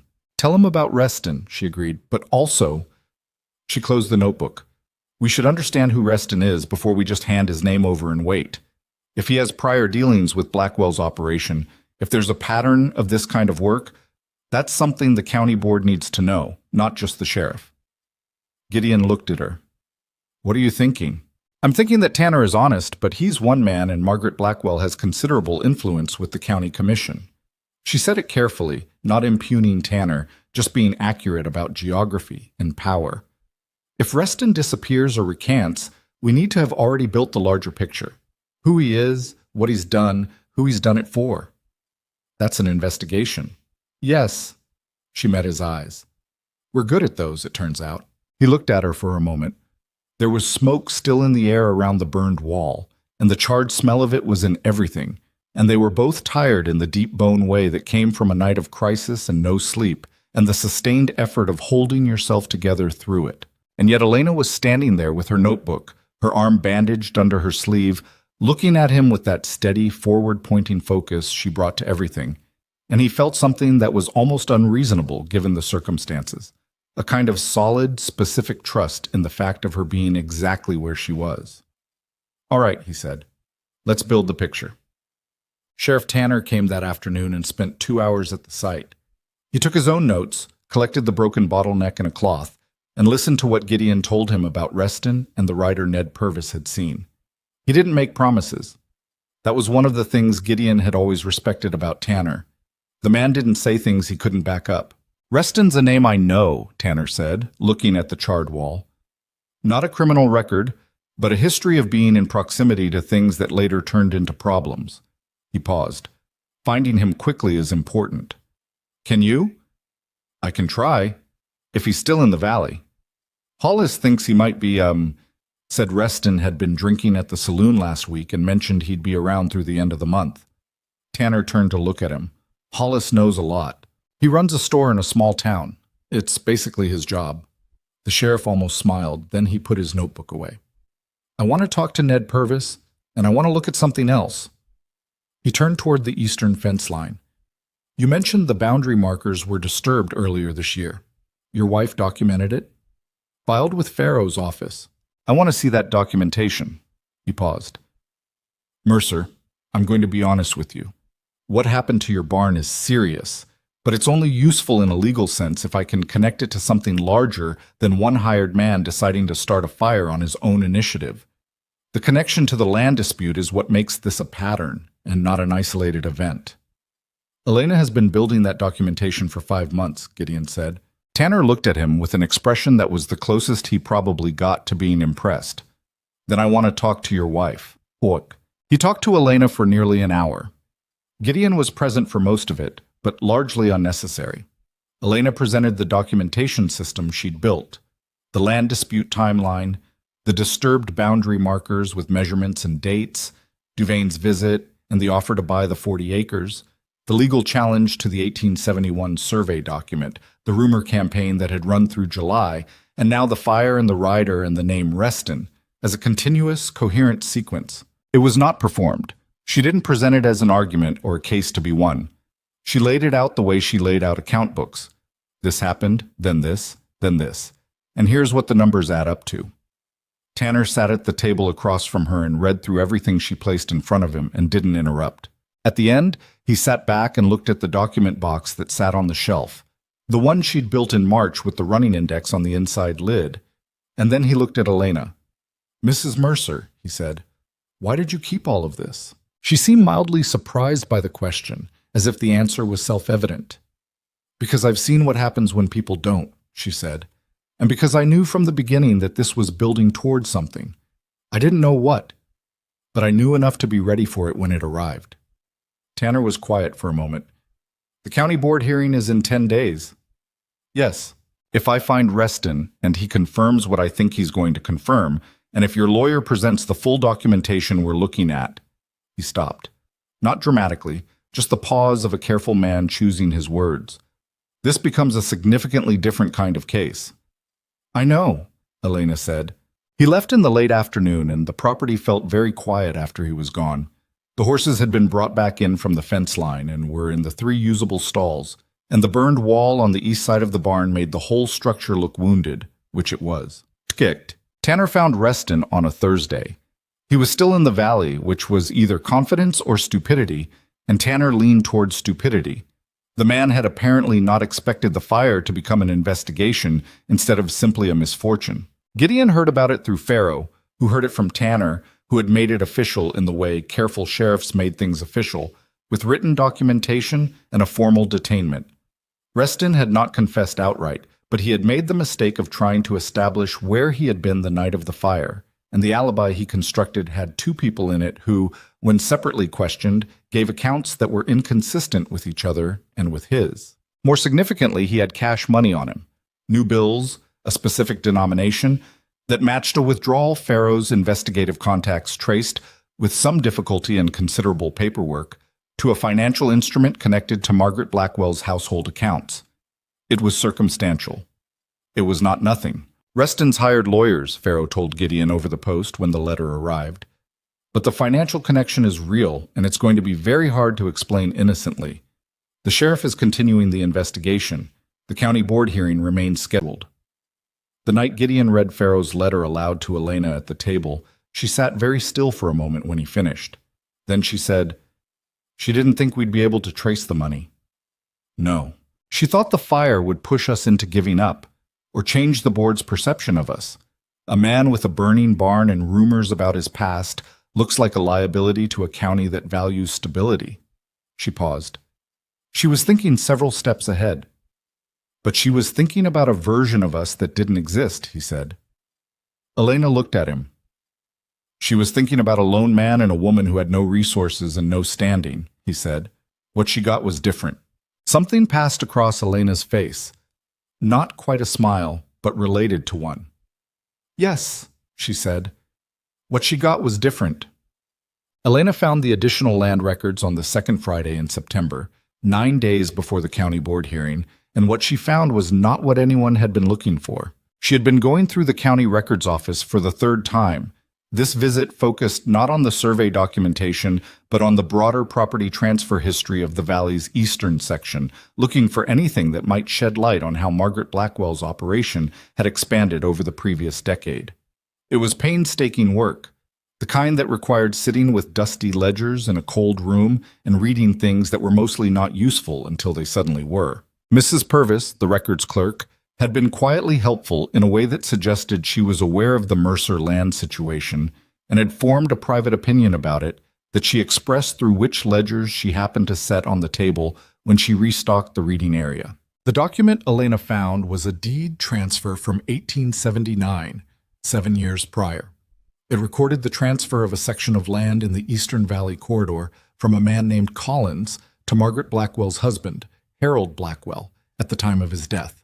The deed transfer was standard, but attached to it, filed behind it, not in the main index, visible only if you pulled the full original packet rather than the indexed summary, was a supplementary agreement. The supplementary agreement specified that a 10-acre parcel within the transferred section had been subject to a prior claim by the Collins family and was explicitly excluded from the Blackwell acquisition. It was signed by Harold Blackwell himself, witnessed by 2 men, and dated 3 weeks before his death. The 10 acres it excluded sat inside the 40 acres that Margaret Blackwell was currently claiming belonged on the Mercer side of the boundary correction. Elena read the document twice.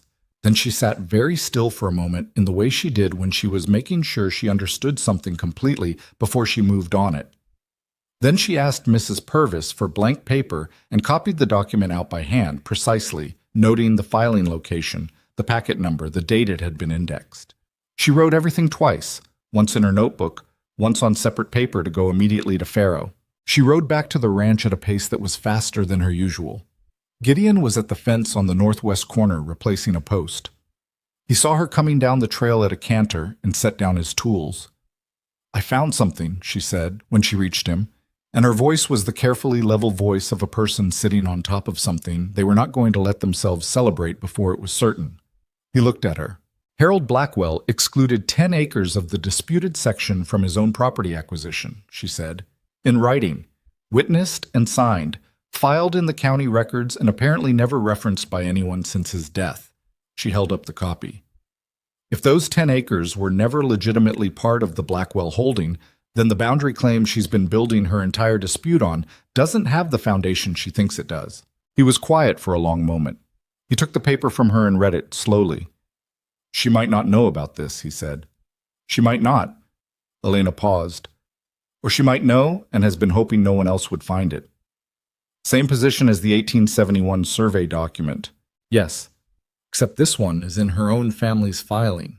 She met his eyes. "It is possible, Gideon, that her late husband made an agreement that she never saw, and that she has been prosecuting a land claim in good faith that her husband had already quietly surrendered."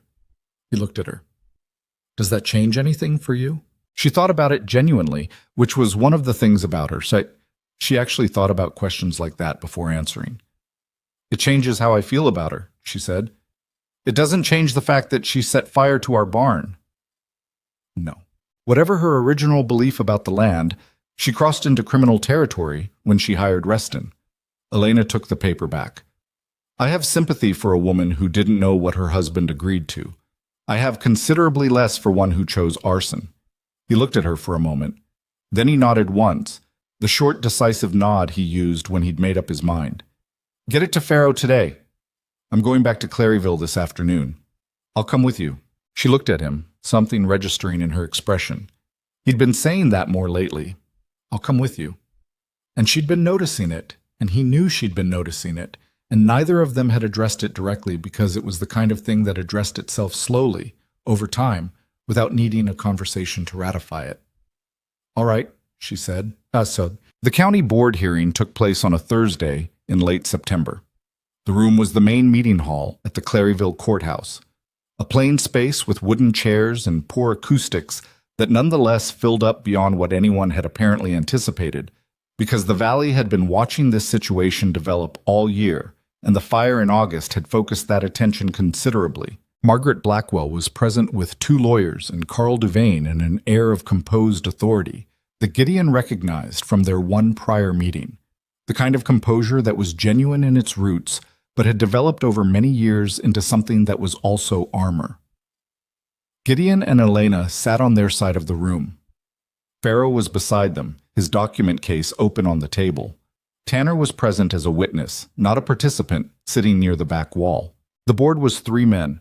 Their chairman was a rancher named Aldous Webb, who had the permanently sunburned look of someone who spent his life outside, and the direct manner of someone who had done too many of these hearings to be impressed by formal presentation. Faro presented first. He was methodical and thorough, and Gideon watched the board's faces while he talked. Webb's particularly, which gave nothing away but whose eyes moved with consistent attention through every document Faro placed before the panel. Then Margaret Blackwell's lawyer presented.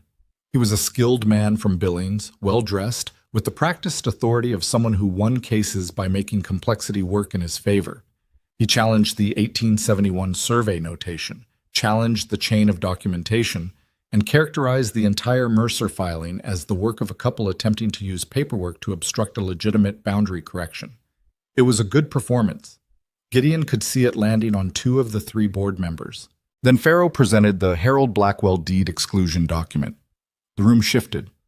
It was physical, the way a room shifted when something unexpected entered it, a kind of collective intake, a reorientation. Margaret Blackwell's composure cracked, not dramatically, not the way it cracked in stories where the guilty party dramatically fell apart. It was smaller and realer than that. She turned her head slightly toward her lawyer, and her lawyer leaned close to her, and whatever he said did not appear to settle her. Webb looked at the document for a long time. Then he looked at Blackwell's legal table. Counsel, can you speak to the existence of this supplementary agreement? The Billings lawyer had several seconds of silence that were, in their own way, eloquent. The board should note that the supplementary agreement in question was not known to my client. That wasn't the question, Webb said. Another silence. The document appears to be authentic, the lawyer said finally. Another shift in the room. Webb set the document down. He conferred in a low voice with the other 2 board members for several minutes, while both legal teams sat still, and the audience in the chairs behind them made the sounds of people actively not speaking. When Webb looked up, he addressed the room rather than either specific party. The board is going to take a recess to review the full documentation. This hearing will reconvene in 3 days. He looked at the Blackwell table. Counsel, you will have the opportunity to present any documentation responding to the Mercer filing. That documentation needs to be submitted to this office by tomorrow at noon. He picked up the Harold Blackwell deed exclusion. All of it, not the pieces that are convenient. It was not a ruling, but it was something. Outside the courthouse, in the cold September air, Faro allowed himself a tight, restrained satisfaction that was as close to enthusiasm as men like Faro apparently got. The supplementary agreement changes the geometry significantly, he said. If the board accepts it, and I believe they will, the boundary question becomes considerably more complicated for her side. And the fire? Elena asked. That's Tanner's matter. The board hearing is about the land. The fire is about the law. He paused. Both are going forward. They're separate tracks. Elena nodded. She had her arms crossed against the cold, and she was looking down the main street of Claryville toward nothing in particular. And Gideon could see in the set of her jaw the particular exhaustion of someone who had been running hard for months and was not yet ready to stop. He stood beside her, not saying anything. Colt would be waiting at the ranch. The burned wall of the barn would be there, and the work that remained, and the winter coming. But the document box with the running index on the inside lid had done what Elena had always built it to do. It had held everything they needed, when they needed it, in a form that a room full of people could look at and understand. She turned and found him looking at her. "We're not done," she said. It was not discouragement, more like a statement of the obvious, offered by someone who had never expected to be done quickly and had planned accordingly. "No," he said, "but we're further along than we were." She looked at him for a moment. "Your fence post can wait until tomorrow?" He had left one of the northwest posts half set when she'd ridden up. "Yes." "Then let's go home," she said. Home. She said it the way she'd been saying it for weeks now. Not with performance, not with self-consciousness, just the plain word for the plain place they were going. It still registered in him each time, in the specific way that things registered when they meant more than they had been anticipated to mean. He followed her to the wagon, and they rode out of Claryville together in the cooling afternoon, and the land stretched out around them familiar and large and not entirely settled yet, but theirs. The board reconvened 3 days later and took 40 minutes to reach a decision that Pharaoh described afterward as about as definitive as these things got without being unanimous. 2-1 in favor of the Mercer boundary position, with the dissenting member filing a written objection that Pharaoh read once and set aside without comment, which told Gideon everything he needed to know about its weight. The eastern boundary would remain where Gideon had always placed it. The 1871 survey notation was accepted as legitimate. The Harold Blackwell deed exclusion was entered into the permanent county record. Margaret Blackwell's claim was denied in its entirety. Pharaoh shook their hands outside the courthouse with the restrained satisfaction of a man who had done good work and knew it. Gideon paid his bill in full that afternoon, a number that had grown considerably from the original estimate, but that Elena had planned for, having moved money into a separate account 2 months prior with the quiet foresight that characterized everything she did when she was worried about something she didn't want to say out loud. "You planned for this cost," Gideon said on the ride home, not accusatory, just noting it. "I thought the hearing might run long," she said. "Legal things usually do." "You could have told me you were concerned." She was quiet for a moment. "I didn't want to add to what you were already carrying." He looked at the road ahead. It was a cool October afternoon, the trees along the valley beginning their slow turn, the light at that particular angle that made the Montana landscape look like something out of a painting you'd distrust for being too deliberate. "I can carry more than you think." "I know you can." She paused. "I'm still learning which things to hand you and which things to just handle." He thought about that. "So am I," he said. For the record, she glanced at him, that almost smile, the one that lived mostly in the corners of her expression rather than the full center of it. "I know," she said. "I've noticed." They rode the rest of the way without speaking, which was its own kind of conversation by now. Is it? Reston was formally charged in the first week of October. Tanner had built the case with the same methodical patience that made him a reliable if unglamorous lawman. The financial connection to Blackwell's household accounts, the testimony of Ned Purvis about the rider and the distinctive horse, the inconsistent alibis, and a second witness who emerged after Reston's detainment, a man who'd been at the Valley Road Southern Junction that night and had seen the same horse going south at speed. Reston eventually talked, which was what men in his position usually did when the weight of evidence reached a certain point and the people who'd hired them failed to provide the legal support that had presumably been implied. He didn't give them everything. He was careful enough to protect certain specifics. But he gave them enough, and what he gave them pointed in a direction that Tanner followed with the diligence of a man who had been waiting for something exactly like this to land in his valley. Margaret Blackwell was not charged with arson. There was not enough direct evidence for that. Reston had been careful, and the financial connection was suggestive but not conclusive under the standards Tanner was obligated to meet. What she was charged with was conspiracy to commit property destruction, a lesser charge but not a trivial one. And the process of that charge becoming public knowledge did something that the charge itself perhaps could not have done alone. It destroyed her reputation in the valley, not immediately, not in a single dramatic moment. It happened the way most social collapses happened in small communities, through accumulated conversations, through the weight of everything people had already been noticing and quietly filing away, through the specific loss of trust that followed when a person of wealth and influence was revealed to have operated outside the rules they'd always claimed to support. Margaret Blackwell had spent 15 years building a standing in this valley that rested partly on money and partly on the image of a hardworking widow who'd kept her late husband's operation running through difficult seasons. The charge and the evidence behind it didn't just challenge that image, it inverted it. Carl Duvain left her employ within the month. Gideon heard about it from Caldwell, who said Duvain had taken a position with a rancher up north and had made no comment about his reasons for leaving, which was the kind of restraint that spoke for itself. By November, the word in Claryville was that Margaret Blackwell was making arrangements to sell her operation and leave the territory. Nobody said it with satisfaction exactly, or nobody who said it where Gideon could hear anyway. There was a certain heaviness to it, the way there was always a certain heaviness when something large and long-standing in a community came undone, regardless of whether it deserved to. Elena, when he told her, was quiet for a long time. She built something real out here, Elena said finally. The operation, the land, whatever she became at the end of it, it wasn't nothing that she built. No, Gideon agreed. It wasn't nothing. I don't feel good about it, she said. Then she paused and corrected herself. She did that, corrected herself when she caught herself saying something imprecise. I feel relieved. About us. About the land. I don't feel good about her. That seems right to me. She looked at him. Does it bother you? Any of it? He thought about it honestly, the way she'd taught him to think about things, not skimming the surface and calling it a conclusion. The fire bothers me, he said. It bothers me that she chose that. If she'd kept it in the courts and the county records, I'd have respected her for fighting hard even if I was glad we won. He paused. The fire was, it was a decision about what we were worth to her, and the answer she gave was not a good one. Elena was looking at him with the particular quality of attention she sometimes gave him that he still hadn't fully gotten used to. Not analyzing, just present, taking him in.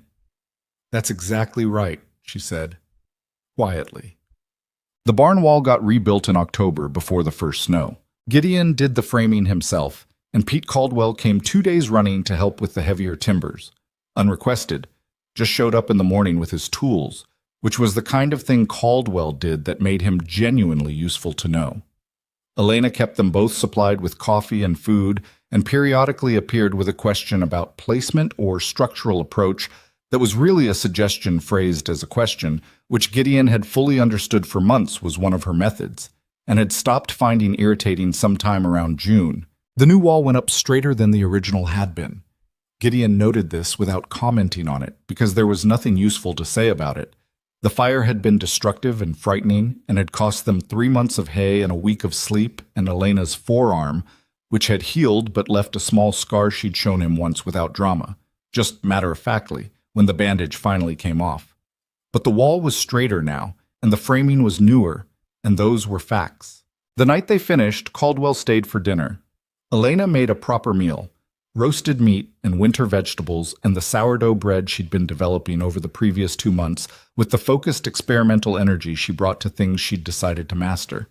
It wasn't perfect, the bread, and she said so before anyone else could, which was the preemptive move of a person who had a complicated relationship with imperfection. It's good, Caldwell said. He was not a flattering man, which made the statement reliable. The crust is too dense, Elena said. Elena, Gideon said. It is. It's also the best bread I've had since my wife made some in March, Caldwell said. He drank his coffee. And she's a better cook than me, so that's a real comparison. Elena looked at him. Then she made the noise that was her actual laugh. Not the polite one, the real one. Slightly abrupt, a little surprised at itself. Thank you, Pete. After Caldwell left, walking to his horse in the dark with the unhurried ease of a man comfortable in the world he occupied, Gideon sat at the table and felt the cabin around him the way he sometimes did now. Not as shelter exactly, or not only as shelter, but as a space that had taken on a different character from the inside out. The document box was still on the shelf. Elena had talked about taking it down, rearranging the shelf for something more practical. He hadn't said anything about that, but he found he was not entirely enthusiastic about the idea of it disappearing. Elena was washing the dishes, her back to him, and he watched her without intending to watch her. It was just where his eyes were. And he thought about February, about a woman coming up his road in the dark, and how the version of this evening that he was currently sitting inside had been entirely unimaginable from that starting point. "You're staring," she said without turning around. "Sorry." "You don't have to be sorry."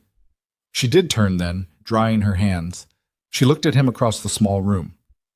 "What are you thinking about?" He was quiet for a moment, not stalling, just finding the right entry point into what was actually a complicated interior. "I'm thinking about how different this is," he said, "from what it was." She waited. "And that I don't know what to do with that," he said. "Not in a bad way, just I don't have a lot of experience with things that turn out different than I expected in a direction I didn't plan for." Elena leaned against the kitchen shelf. She had a particular way of holding herself when she was thinking about something carefully. Still, not rigid, like a thing that was resting rather than braced. "Different how?" she said. Not pushing, just asking. "Better," he said.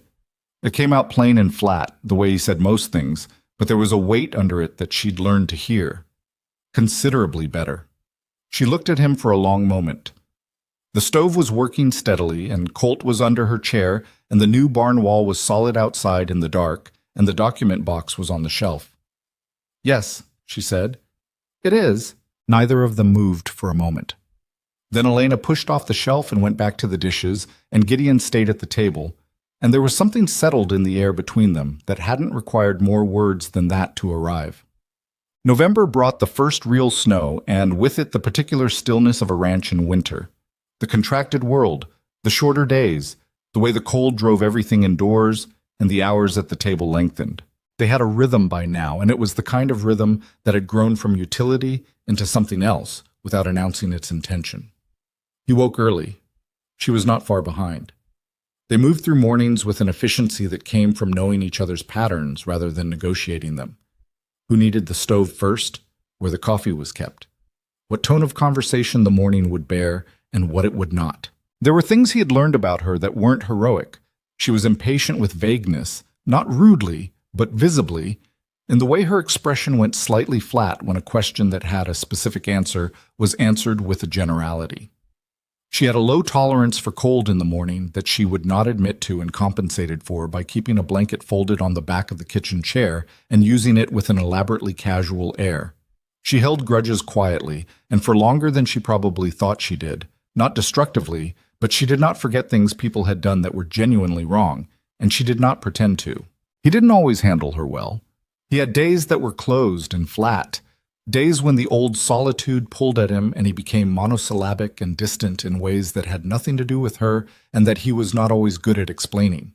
She had learned over the months to read the difference between distance that needed space and distance that needed a question, and she did not always get it right, and when she got it wrong and asked when he needed space, there was friction that neither of them enjoyed and both of them recovered from without making it a larger thing than it was. It was not a smooth partnership, but it was a real one. One evening in late November, she was reading at the table. She'd found 2 books at the Claryville General Store and was working through them with the focused pleasure of a person for whom reading was not a casual activity. And Gideon was sharpening tools near the stove, which was the habit he'd never dropped, the stone against the blade in the familiar rhythm. He looked up at some point and she was watching him over the top of her book. "What?" he said. "Nothing." She went back to reading. He went back to sharpening. Then, "You were looking at me." "People look at each other," she said, without looking up. "It's a common human behavior." He considered this. "You've been reading that book for 4 days and you're on the same page you were on yesterday." She lowered the book. Her expression was the one she had when she'd been caught at something and had decided that denying it was beneath her. "I was thinking," she said. "About what?" She set the book down on the table, marking her page with a careful deliberateness that was partly real and partly the small performance of a person composing themselves. "About you," she said, "and about—" She stopped. started again. About what this is. He set the knife and stone down. He gave her his full attention, which she had learned was not a small thing. Gideon Mercer's full attention had a quality to it, a kind of dense, unhurried focus that made people feel more seen than they'd necessarily bargained for. What this is, he repeated. We started as a practical arrangement, she said. I was aware of that. I accepted it as what it was. She met his eyes directly, which she always did, even when it was harder. And somewhere between the fence markers and the fire, and a very long summer, it became something else. And I'm not asking you to. She paused, and for the first time he saw something genuinely uncertain in her, something that had not fully resolved into the composure she usually wore. I don't need you to answer something you haven't thought about. I just wanted to say it plainly because you know by now that I don't do well leaving important things unsaid. He looked at her. She was waiting, not anxiously, but with that real quality of suspension she had when she was fully honest about something, and the response wasn't yet in the room. I've thought about it, he said. She waited. I think about it regularly, he said. Since... He stopped, trying to be precise the way she was always precise. Since the summer. Earlier than that, probably, if I'm being honest about it. And I don't know what I'm good at in this territory, he said. It was as close to vulnerable as he got. Not a performance of vulnerability, but the real thing, flat and honest. I've been alone a long time by choice. I was good at that. I'm less experienced at this. I know, she said. I'm not asking for experience. I'm asking what you want. He was quiet for a moment. The stove made its steady sound, and Colt shifted in his sleep near the door, and the wind was working at the cabin in the familiar way it had all winter. I want this, he said. Specifically this, not a version of it where you're less present, or I'm less...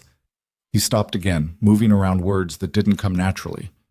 I want the actual thing, not just the arrangement. Elena looked at him for a long moment. Something in her face settled. Not relief exactly, because she wasn't a person who showed relief dramatically, but the particular quieting of someone who had waited for something without being certain it would come. All right, she said. She picked up her book. He looked at her. All right, he said. It's a good answer, Gideon. She found her page. I'm going to keep reading now. He looked at her for another moment. Then he picked up the knife and stone and went back to sharpening, and the cabin held them both in the firelight, and neither of them said anything else about it that evening because they didn't need to. Winter settled in fully by December, and the days contracted down to a narrow band of gray light that the ranch used for its essential work and nothing more. The cattle were managed and the horses kept and the stores counted against the long months ahead. There were problems. One of the grade cattle developed a sickness that Gideon spent 3 cold days nursing before losing the animal anyway, which cost them money they'd already allocated and put a shadow over a week that had otherwise been running well. One of Elena's letters to a seed supplier in Billings was lost in transit and had to be rewritten and resent, and the delay pushed certain spring planting decisions back in a way that frustrated her more than she let on. The cabin's north-facing corner developed a draft that Gideon patched twice before finding the actual gap, which was not where he'd expected it to be. Nothing was smooth. Things broke and healed and broke again in different places. The ranch was a living operation, which meant it had the properties of living things, resilience and also vulnerability, and no period of stability so complete that something wasn't quietly developing at the edge of it. But the ledger at the end of the year, which Elena produced in the last week of December, with the same meticulous organization she brought to everything, showed a number in the positive column that was the best the ranch had seen in the decade Gideon had owned it. The cattle sale in fall had gone well. The operating costs had been trimmed in places Elena had identified in the spring. The legal fees had been significant, but absorbed. The overall picture was better than it had been, substantively better, in ways that required work to achieve and would require more work to hold. He read the ledger through once and set it on the table. You should show me how you built this, he said. Not just the numbers, the system. She looked up from where she was writing. You want to understand the accounting system? If something happens to you, he said, flat and practical the way he said things, I should be able to run it. She was quiet for a moment. That's a very Gideon way of saying you want to learn something. Is there a different way? She almost smiled. Sit down, she said. I'll show you. He sat down, and she walked him through it. The categories, the notation system, the way she tracked outgoing against incoming on a rolling basis rather than waiting for the end of the period. He asked 2 questions that were better than she expected, which she told him, and he made a sound that wasn't quite a laugh, but was in that general direction, which was something that had started happening more frequently over the previous few months, and that she had never once commented on, which he appreciated. It was late when they finished, the cabin fully dark outside and the stove burning low. Elena closed the ledger and looked at him across the small distance of the table. In the lamplight she looked tired, but not the exhausted tired of the fire's aftermath. More the tired of a year that had been genuinely hard and genuinely worth it. The particular weariness of people who had been through something together and were still on the right side of it. "We did all right," she said. It was simple. Not triumphant, not falsely modest, just accurate. "We did," he said. She stood, pushed her chair back, and carried the lamp toward the sleeping area. At the canvas she stopped and looked back at him, and the look was the kind that didn't require translation. "Coming?" she said. He reached out and turned down the table lamp and followed her. Spring came back to the valley the way it always did, arguing with winter for 2 weeks before finally winning, the snow pulling back from the south-facing slopes first, the mud arriving before the green, the whole transformation messier and less elegant than the word spring suggested. Gideon noticed it the way he'd always noticed seasonal changes, as information about what needed doing next. The upper pasture needed checking before the cattle went up. The irrigation channel on the east field had partially silted over winter and needed clearing. 3 fence sections wanted new wire. The list was the same list it always was, give or take, adjusted for what the specific winter had done. But the year that followed the winter was different from the years before it, and the difference announced itself in small ways before it announced itself in large ones. Elena had written to 2 neighboring ranchers in February, the Caldwells, and a family named Obert, who ran a modest operation 8 miles north and had been struggling with a disease moving through their cattle herd since December. The letter to the Oberts had included what she'd found in an agricultural publication she'd ordered from Billings, a description of the illness, its likely progression, and the treatment approach that had shown results in similar cases in Wyoming. She'd offered the information without attaching any obligation to it, simply because she had it, and they needed it. Mrs. Obert rode to the ranch in March to thank her in person. She was a tall, tired woman in her 40s who had clearly not expected the gesture and wasn't entirely sure how to receive it, which made the visit slightly awkward in the specific way of people who were more accustomed to managing alone than being helped. Elena made coffee and sat across from her and treated the visit like a normal thing, because, as far as she was concerned, it was one. They talked for an hour about cattle management and spring planting and the state of the road between their properties, which was genuinely bad and had been for 2 seasons. When Mrs. Obert left, she paused at her horse and looked back at Elena on the porch. "I heard things about you," she said, "when you first came. About the situation being unconventional." "It is unconventional," Elena said. "Most useful things are." Mrs. Obert looked at her for a moment. Then she nodded, mounted, and rode north. Gideon had been in the barn during this conversation and came out to find Elena still on the porch, looking at the road where Mrs. Obert had gone. "How was that?" he asked. "Fine," Elena said. "She's a good woman who's had a hard couple of years." She paused. "We should look at the road between here and their property. If we could work with the Oberts and the Caldwells on a joint repair, we'd all benefit from it." He looked at her. "You're already planning the next thing." "I'm thinking about it," she said. "There's a difference." There wasn't much of a difference, but he didn't say so. So, the Reston case concluded in April. He was convicted of property destruction and sentenced to 18 months. It was not a long sentence, and Gideon had understood from Tanner early on that it wasn't going to be. The evidence, while solid, had been circumstantial on the central question of who had hired him, and the charge had been reduced from the initial filing. The conspiracy charge against Margaret Blackwell had been dropped in February after her lawyers produced documentation and testimony that placed enough reasonable uncertainty around the financial connection to make the county prosecutor unwilling to take it to trial. Tanner told Gideon this in person, which was a courtesy the sheriff didn't have to extend, and that Gideon appreciated accordingly. "I know it's not everything," Tanner said. "It's more than nothing," Gideon said. "The land question was resolved. Reston's convicted. She's leaving the territory." Tanner looked at him steadily. "In practical terms, you won."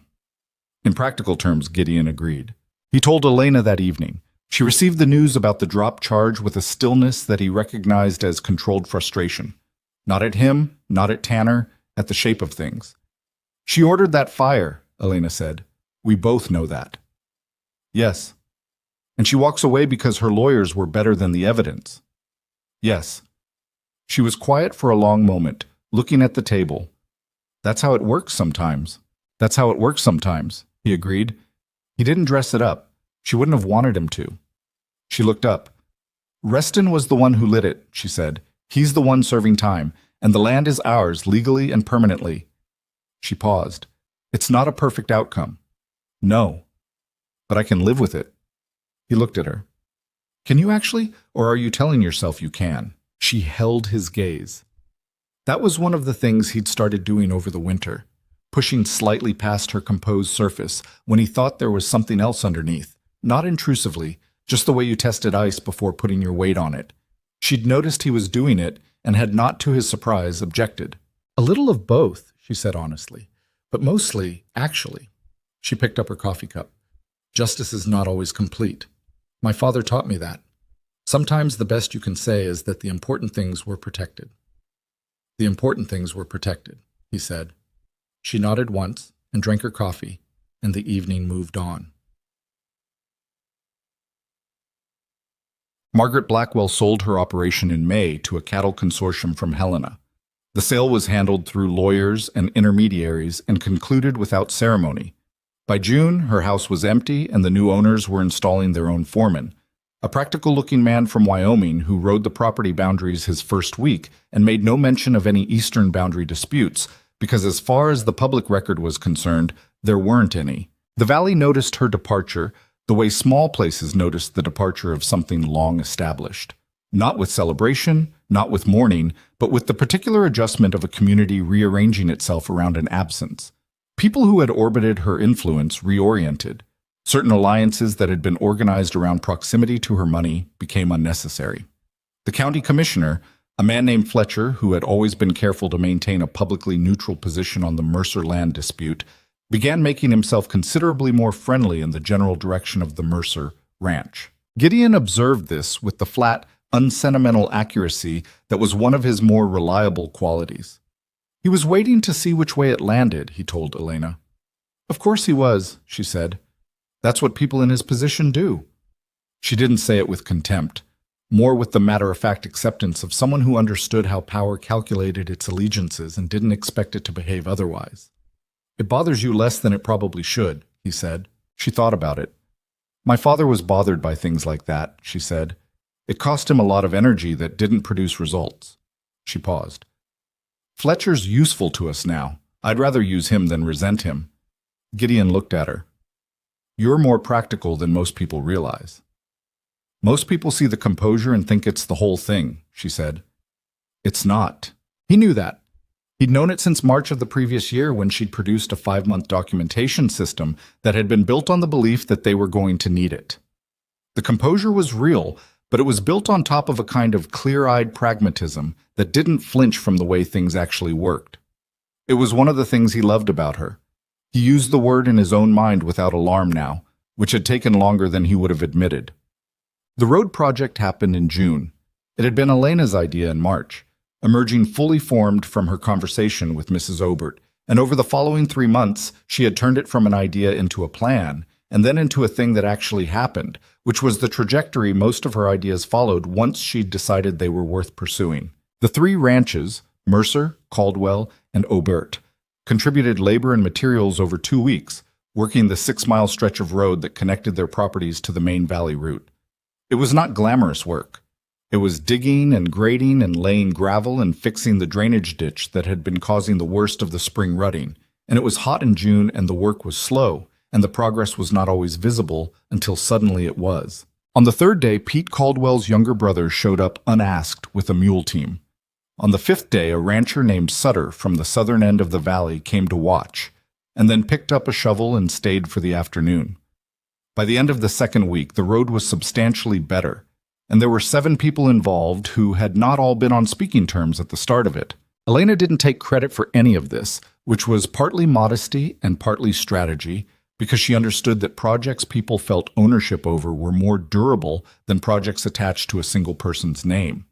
She asked questions and made suggestions, and showed up every day with enough food to feed more people than she'd expected to feed, which was the kind of practical foresight that people noticed without always identifying as leadership. Gideon worked alongside the other men and said very little, which was normal, but he watched the whole thing with a sustained attention that went beyond his usual observation of practical tasks.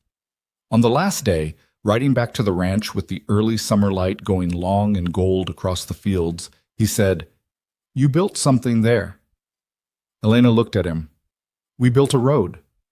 "You know that's not what I mean." She was quiet for a moment. The horses walked at their usual unhurried pace, and Colt ran somewhere in the grass off to the side, doing whatever he did when off-leash that he apparently considered very important. "I grew up watching my father try to do things alone when he didn't have to," she said. "He was proud in a way that cost him, not badly. He wasn't a fool. But he never quite believed that asking for help was a different thing from admitting weakness." She paused. "I think I inherited some of that. I've had to learn the difference." He looked at her profile, the way she held the reins, the slight set of her jaw when she was working through something she'd thought about many times but hadn't said recently. "You learned it better than you think," he said. She glanced at him. Something in her face was softer than her composure usually allowed. "So did you," she said. Coming in from the other direction. That was accurate.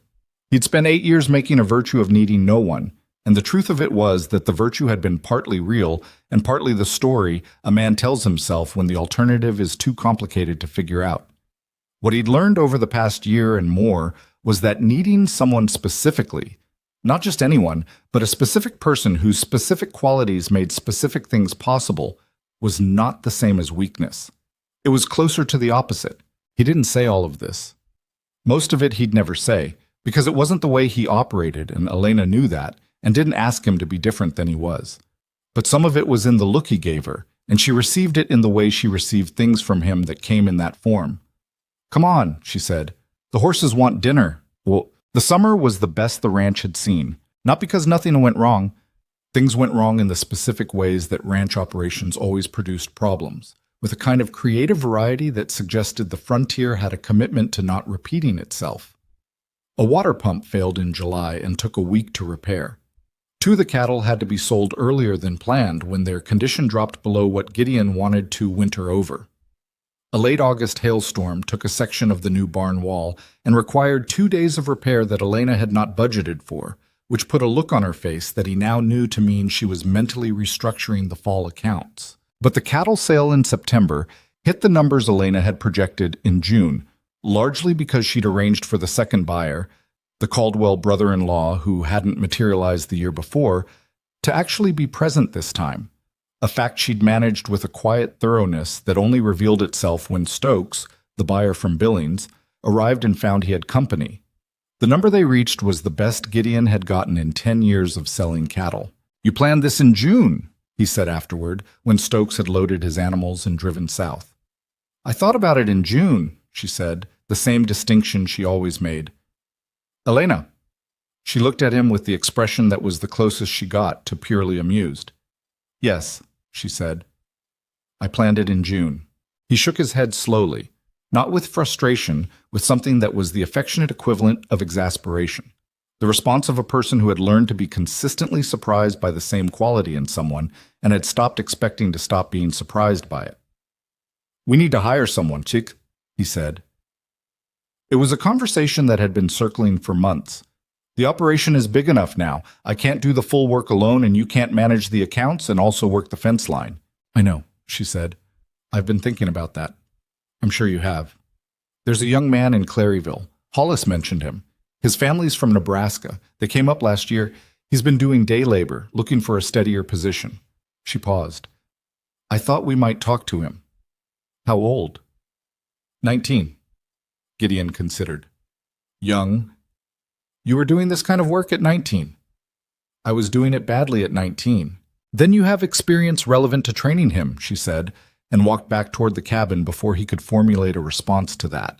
The young man's name was Thomas Hale, and they hired him in October, which meant he arrived just in time to help with the work of closing the ranch down for winter. The least glamorous introduction to a new position, involving a lot of cold mornings and repetitive tasks, and the general unglamour of seasonal preparation. He was quiet, willing, and made several mistakes in the first 2 weeks that Gideon corrected without drama, and Elena corrected with the specific precision of someone who wanted the correct behavior to replace the incorrect one, rather than just the awareness that a mistake had occurred. By November, he was competent at his assigned tasks. By December, he was asking better questions than his assigned tasks required, which was the quality Gideon valued most in anyone who worked with their hands. Not the absence of mistakes, but the evidence of a mind paying attention to why things were done the way they were done. "He's going to be good," Elena said, one evening after Thomas had gone to his bunk in the small addition they'd built onto the barn's north side for hired help. "Probably," Gideon said. "He needs to learn to check the pump housing before he checks anything else in cold weather. He's done it backwards twice." "I'll tell him tomorrow. I'll tell him tomorrow," he said. She looked at him. He looked back. It was the kind of small negotiation they had regularly about who handled which parts of what, and it never quite settled permanently because the right answer changed depending on context, and they'd both accepted that. "All right," she said. December came in cold and clear, the sky at night enormous and indifferent, the way Montana sky got when the clouds cleared and the stars had no competition. Gideon was checking the horses one evening, still a habit, always would be, when he stopped at the barn door and stood for a moment looking at the cabin. The light was on in the window, the specific warm color of lamp and firelight that meant Elena was at the table, probably reading or writing letters or doing the kind of thinking that looked like reading from the outside. He stood there longer than he needed to. There was something he'd been carrying for a few weeks that he hadn't found the right way to say, partly because he wasn't certain of his own words on the subject, and partly because it was the kind of thing that once said couldn't be unsaid, which was true of most important things and didn't make them easier. He went inside. Elena looked up from the table. She read his face the way she'd learned to read his face, not interpreting, just registering, giving him the room to arrive at whatever he was going to say. He sat down across from her and was quiet for a moment. "I've been thinking," he said. She waited. "About next year," he said. "About what this is going to look like." He paused. "And whether this is what you plan for yourself, before everything." She looked at him carefully. "What do you mean?" "You came here because you had no other option," he said. "I know that. I've always known that. And you've built something real here, and I believe you want to be here now, not just that you have to be." He stopped. "But I want to know that the life you're building is actually the life you want, not a version of it you accepted because it was what was available." The room was very quiet. The stove made it sound, and outside the wind was light, and Colt lifted his head and then put it back down. Elena looked at him for a long moment. There was something in her expression that he rarely saw. Not vulnerability exactly, because she was not a vulnerable woman in the way people usually meant that word, but something underneath the composure that was real and undefended. "When I came up your road," she said slowly, "I was carrying a letter and about 2 weeks' worth of hope, and I was genuinely afraid that you were going to send me back into the dark." She paused. "I wasn't planning for a life. I was planning for a next step, and then another one after that, and I was trying not to think too far ahead because thinking too far ahead was how people fell apart." He waited. "And then you said, 'Come inside,'" she said, "and I came inside, and the rest of it happened." She met his eyes fully. "I didn't plan for this, Gideon, but I want it. Not because it was available, because it's actually what I want." She paused, and something quieter came into her voice. "Because you are who I want, specifically." He looked at her across the table. The word specifically, she'd used it the way he sometimes used it, because she'd learned that specificity was the closest he got to poetry, and she'd adopted it accordingly, which was itself a specific thing that undid him slightly. "All right," he said. "All right," she agreed. He reached across the table and put his hand over hers. She turned her hand over and held his, and they stayed like that for a while without either of them needing to add anything to it. The valley remembered the Mercer Ranch differently by the following spring, not because anything dramatic had announced the change, but because the accumulation of a year and a half of visible work, the road, the Obert cattle advice, the fair dealing at the cattle sales, the general evidence of an operation running well and not running over anyone in the process, had quietly settled into the community's understanding of who these people were. Gideon Mercer was still not a man people approached casually or pushed without expecting to be pushed back. That quality had not softened, and he hadn't tried to soften it because it was part of what he actually was, and he'd long since stopped apologizing for the parts of himself that were inconvenient but genuine. But the stories about him changed in register, from something cautionary to something more like foundational. The man who'd fought off outlaws and held his land and built something real out of years of solitude, not a legend, which was too large and too fictional, but a fact of the landscape. Elena became, more gradually and more deliberately, the person people came to with problems that required more than one kind of thinking. Not officially. There was no title, no formal arrangement, but the letter she'd written to the Oberts in February was remembered, and the road project was remembered, and word spread in the way word spread in small communities, incrementally, person to person, specific incident attached to specific name, until the name started to mean something beyond the person. She was not comfortable with all of it. She told Gideon once, in the direct way she always told him things she was ambivalent about, "I don't want to be the person everyone brings their problems to. I have enough problems." "You keep solving them, though," he said. "I know," she said, with the slight frustration of a person who understood their own patterns and was not always at peace with them. "I can't seem to stop." "You could try." She looked at him. "Could you stop checking the pump housing 3 times in cold weather?" "No." "Then don't give me advice about stopping things that are just what I do." He looked at the ceiling briefly, then back at her. "Fair." But Thomas Hale lasted through the winter and into a second year, which told Gideon everything he needed to know about the young man's suitability. By spring, he was trusted with sections of the work that Gideon had not delegated to anyone in years. The cattle management on the upper pasture, the weekly check of the eastern fence, the repair decisions on the equipment that wore out in the normal course of operations. He made mistakes still. The pump housing cost him a correction from Gideon in January that he did not repeat. He underestimated the weight on the spring cattle sale, and Elena corrected his figures with the same direct precision she'd used on Gideon's estimates 2 years prior. He learned, which was the only thing that mattered. One afternoon in April, Gideon found him sitting on the fence of the north pasture watching the cattle with the specific quality of attention that meant he was thinking rather than resting. "Question," Thomas said, when Gideon came up beside him. "All right. The operation here, the way it runs." He paused, looking for words in the careful way of a young person who'd learned to think before speaking, which was a quality someone had presumably taught him, or he'd taught himself through consequences. "Did you plan it to work this way? 2 people with different skills, the accounting and the land work, the way you and Mrs. Mercer divide things up?" Gideon looked at the cattle. "No," he said. "It came out of necessity." "But it works." "Yes." Thomas was quiet for a moment. "My parents' operation back in Nebraska failed," he said. "Not from bad work, from my father not knowing what he didn't know, and not having anyone who could fill that." He paused. He was a better farmer than most people I've seen, but he couldn't account for what he was growing, and he wouldn't ask for help with it. He looked at Gideon. "I think about that." Gideon stayed quiet. He wasn't a man who filled silences with comfort when the other person was working something out. "I don't want to do that," Thomas said. "Not know what I don't know." "Then you're already ahead of most people," Gideon said. He got down off the fence and went back to work, and didn't elaborate because that was enough. But he thought about it later, at the table in the evening, while Elena was writing in the ledger and the lamp was burning, and Colt was in his permanent position under her chair. He thought about a boy in Nebraska watching a capable man fail, because capability in one direction is not the same as capability in all directions, and how long it had taken him to learn that himself, and at what cost, and from what unlikely direction the learning had finally come. "You're thinking again," Elena said, without looking up. Always. What about?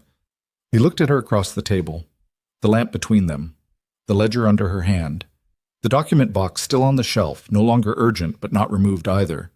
She'd said once that she kept it because she believed in knowing where the records were, which was true, but he suspected there was something else in it too, something about not forgetting what they'd had to do to get here. About how things that work out, he said, usually don't work out the way you planned them. She looked up. That's true? It's a strange thing to be glad about, he said. That none of it went the way I would have planned it, because if it had, it would have been worse. She held his gaze, and something passed across her face that was not complicated, just warm and clear, and the particular quality that his presence brought out in her that she'd stopped trying to keep from showing. Yes, she said, considerably worse. Outside, the Frontier Spring was doing what Frontier Springs did, working its way in from the edges, imperfect and argumentative and not particularly concerned with anyone's plans. The ranch sat in it the way it always had, 400 acres of land that had been worth fighting for and had been fought for, held by two people who had arrived at each other by accident and stayed by choice. It was not a grand ending, the kind that announced itself. It was the ending of people who had too much work to do to stop and recognize an ending, which was the only kind that lasted. The lamp burned. The stove held its heat. Elena went back to the ledger, and Gideon went back to his own thoughts, and the cabin held them both, and the land outside held the cabin. And that was enough, and had always been enough, and they both knew it.